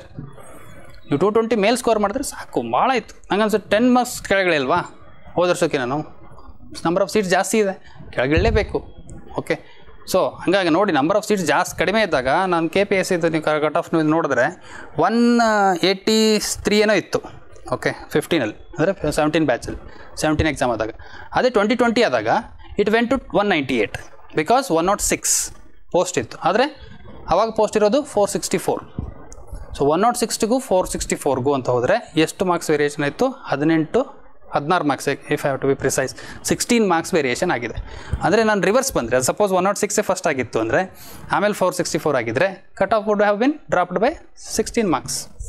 Similarly I am saying this things. ನಾನು ಏನೇ ಹೇಳಬೇಕಾದ್ರೂ ಎಲ್ಲನೂ ಹಿಂಗೆ ನೋಡಿಕೊಂಡು ಮಾಡಿ ಕನೆಕ್ಷನ್ ಮಾಡಿ ಹೇಳ್ತೀನಿ. ಆ ರೇಂಜಲ್ಲಿ ನಿಲ್ಬೋದು. ಆಮೇಲೆ ನೀವೆಲ್ಲ ಸ್ಯಾಂಪಲ್ಸ್ ನೀವು ಕೊಟ್ಟಿರ್ತೀರ, ನೀವೆಲ್ಲರೂ ಏನು ಶೇರ್ ಮಾಡಿರ್ತೀರ ಮಾರ್ಕ್ಸು. ನಾನು ಶೇರ್ ಮಾಡಿರೋದು ನೋಡಿದ್ರೆ ಈ ನಮ್ಮ ಕ್ಲಾಸಲ್ಲಿ ಬಂದಿರೋ ಹುಡುಗರು ಹುಡುಗಿಯರು ಎಲ್ಲರೂ ಸೇರಿದ್ರೆ most of the people have scored around 230, 220, 240, 267 ಏನೋ ಹೈಯೆಸ್ಟ್ ಇದೆ, 268 ಏನೋ ಹೈಯೆಸ್ಟ್ ಇದೆ. ಓಕೆ, ಸೊ 268 ಮಾರ್ಕ್ಸ್ ಹೈಯೆಸ್ಟ್ ಇದೆ ಅಂದರೆ ಮಾರ್ಕೆಟಲ್ಲೂ ವಿಚಾರ ಮಾಡಿದ್ರೆ ಅದನ್ನು ಅಲ್ಲಿಗೆ ಬರ್ತಿದೆ. ಸೊ ಹಂಗಾಗಿ ಒಂದು ಆವ್ರೇಜ್ ನೋಡಿದ್ರೆ cut off will not be based on those people who are at the creamy layer. Cut off will be based on those people who are at the mass. ಎಲ್ಲಿ ನಿಲ್ತಾರೆ ಅಲ್ಲಿ ಭಾಳ ಜನ ಅಲ್ಲೇ ಇರ್ತಾರೆ, ಅಲ್ಲೇ 1-2 ಮಾರ್ಕ್ಸಲ್ಲಿ ವೇರಿಯೇಷನ್ ಆಗಿ ನಿಂತುಬಿಡುತ್ತೆ ಆ ಥರ. Okay, so I expect in that range men who are in the 220 ರೇಂಜಲ್ಲಿ ಇದ್ದೀರಾ ಮಾಡಿ.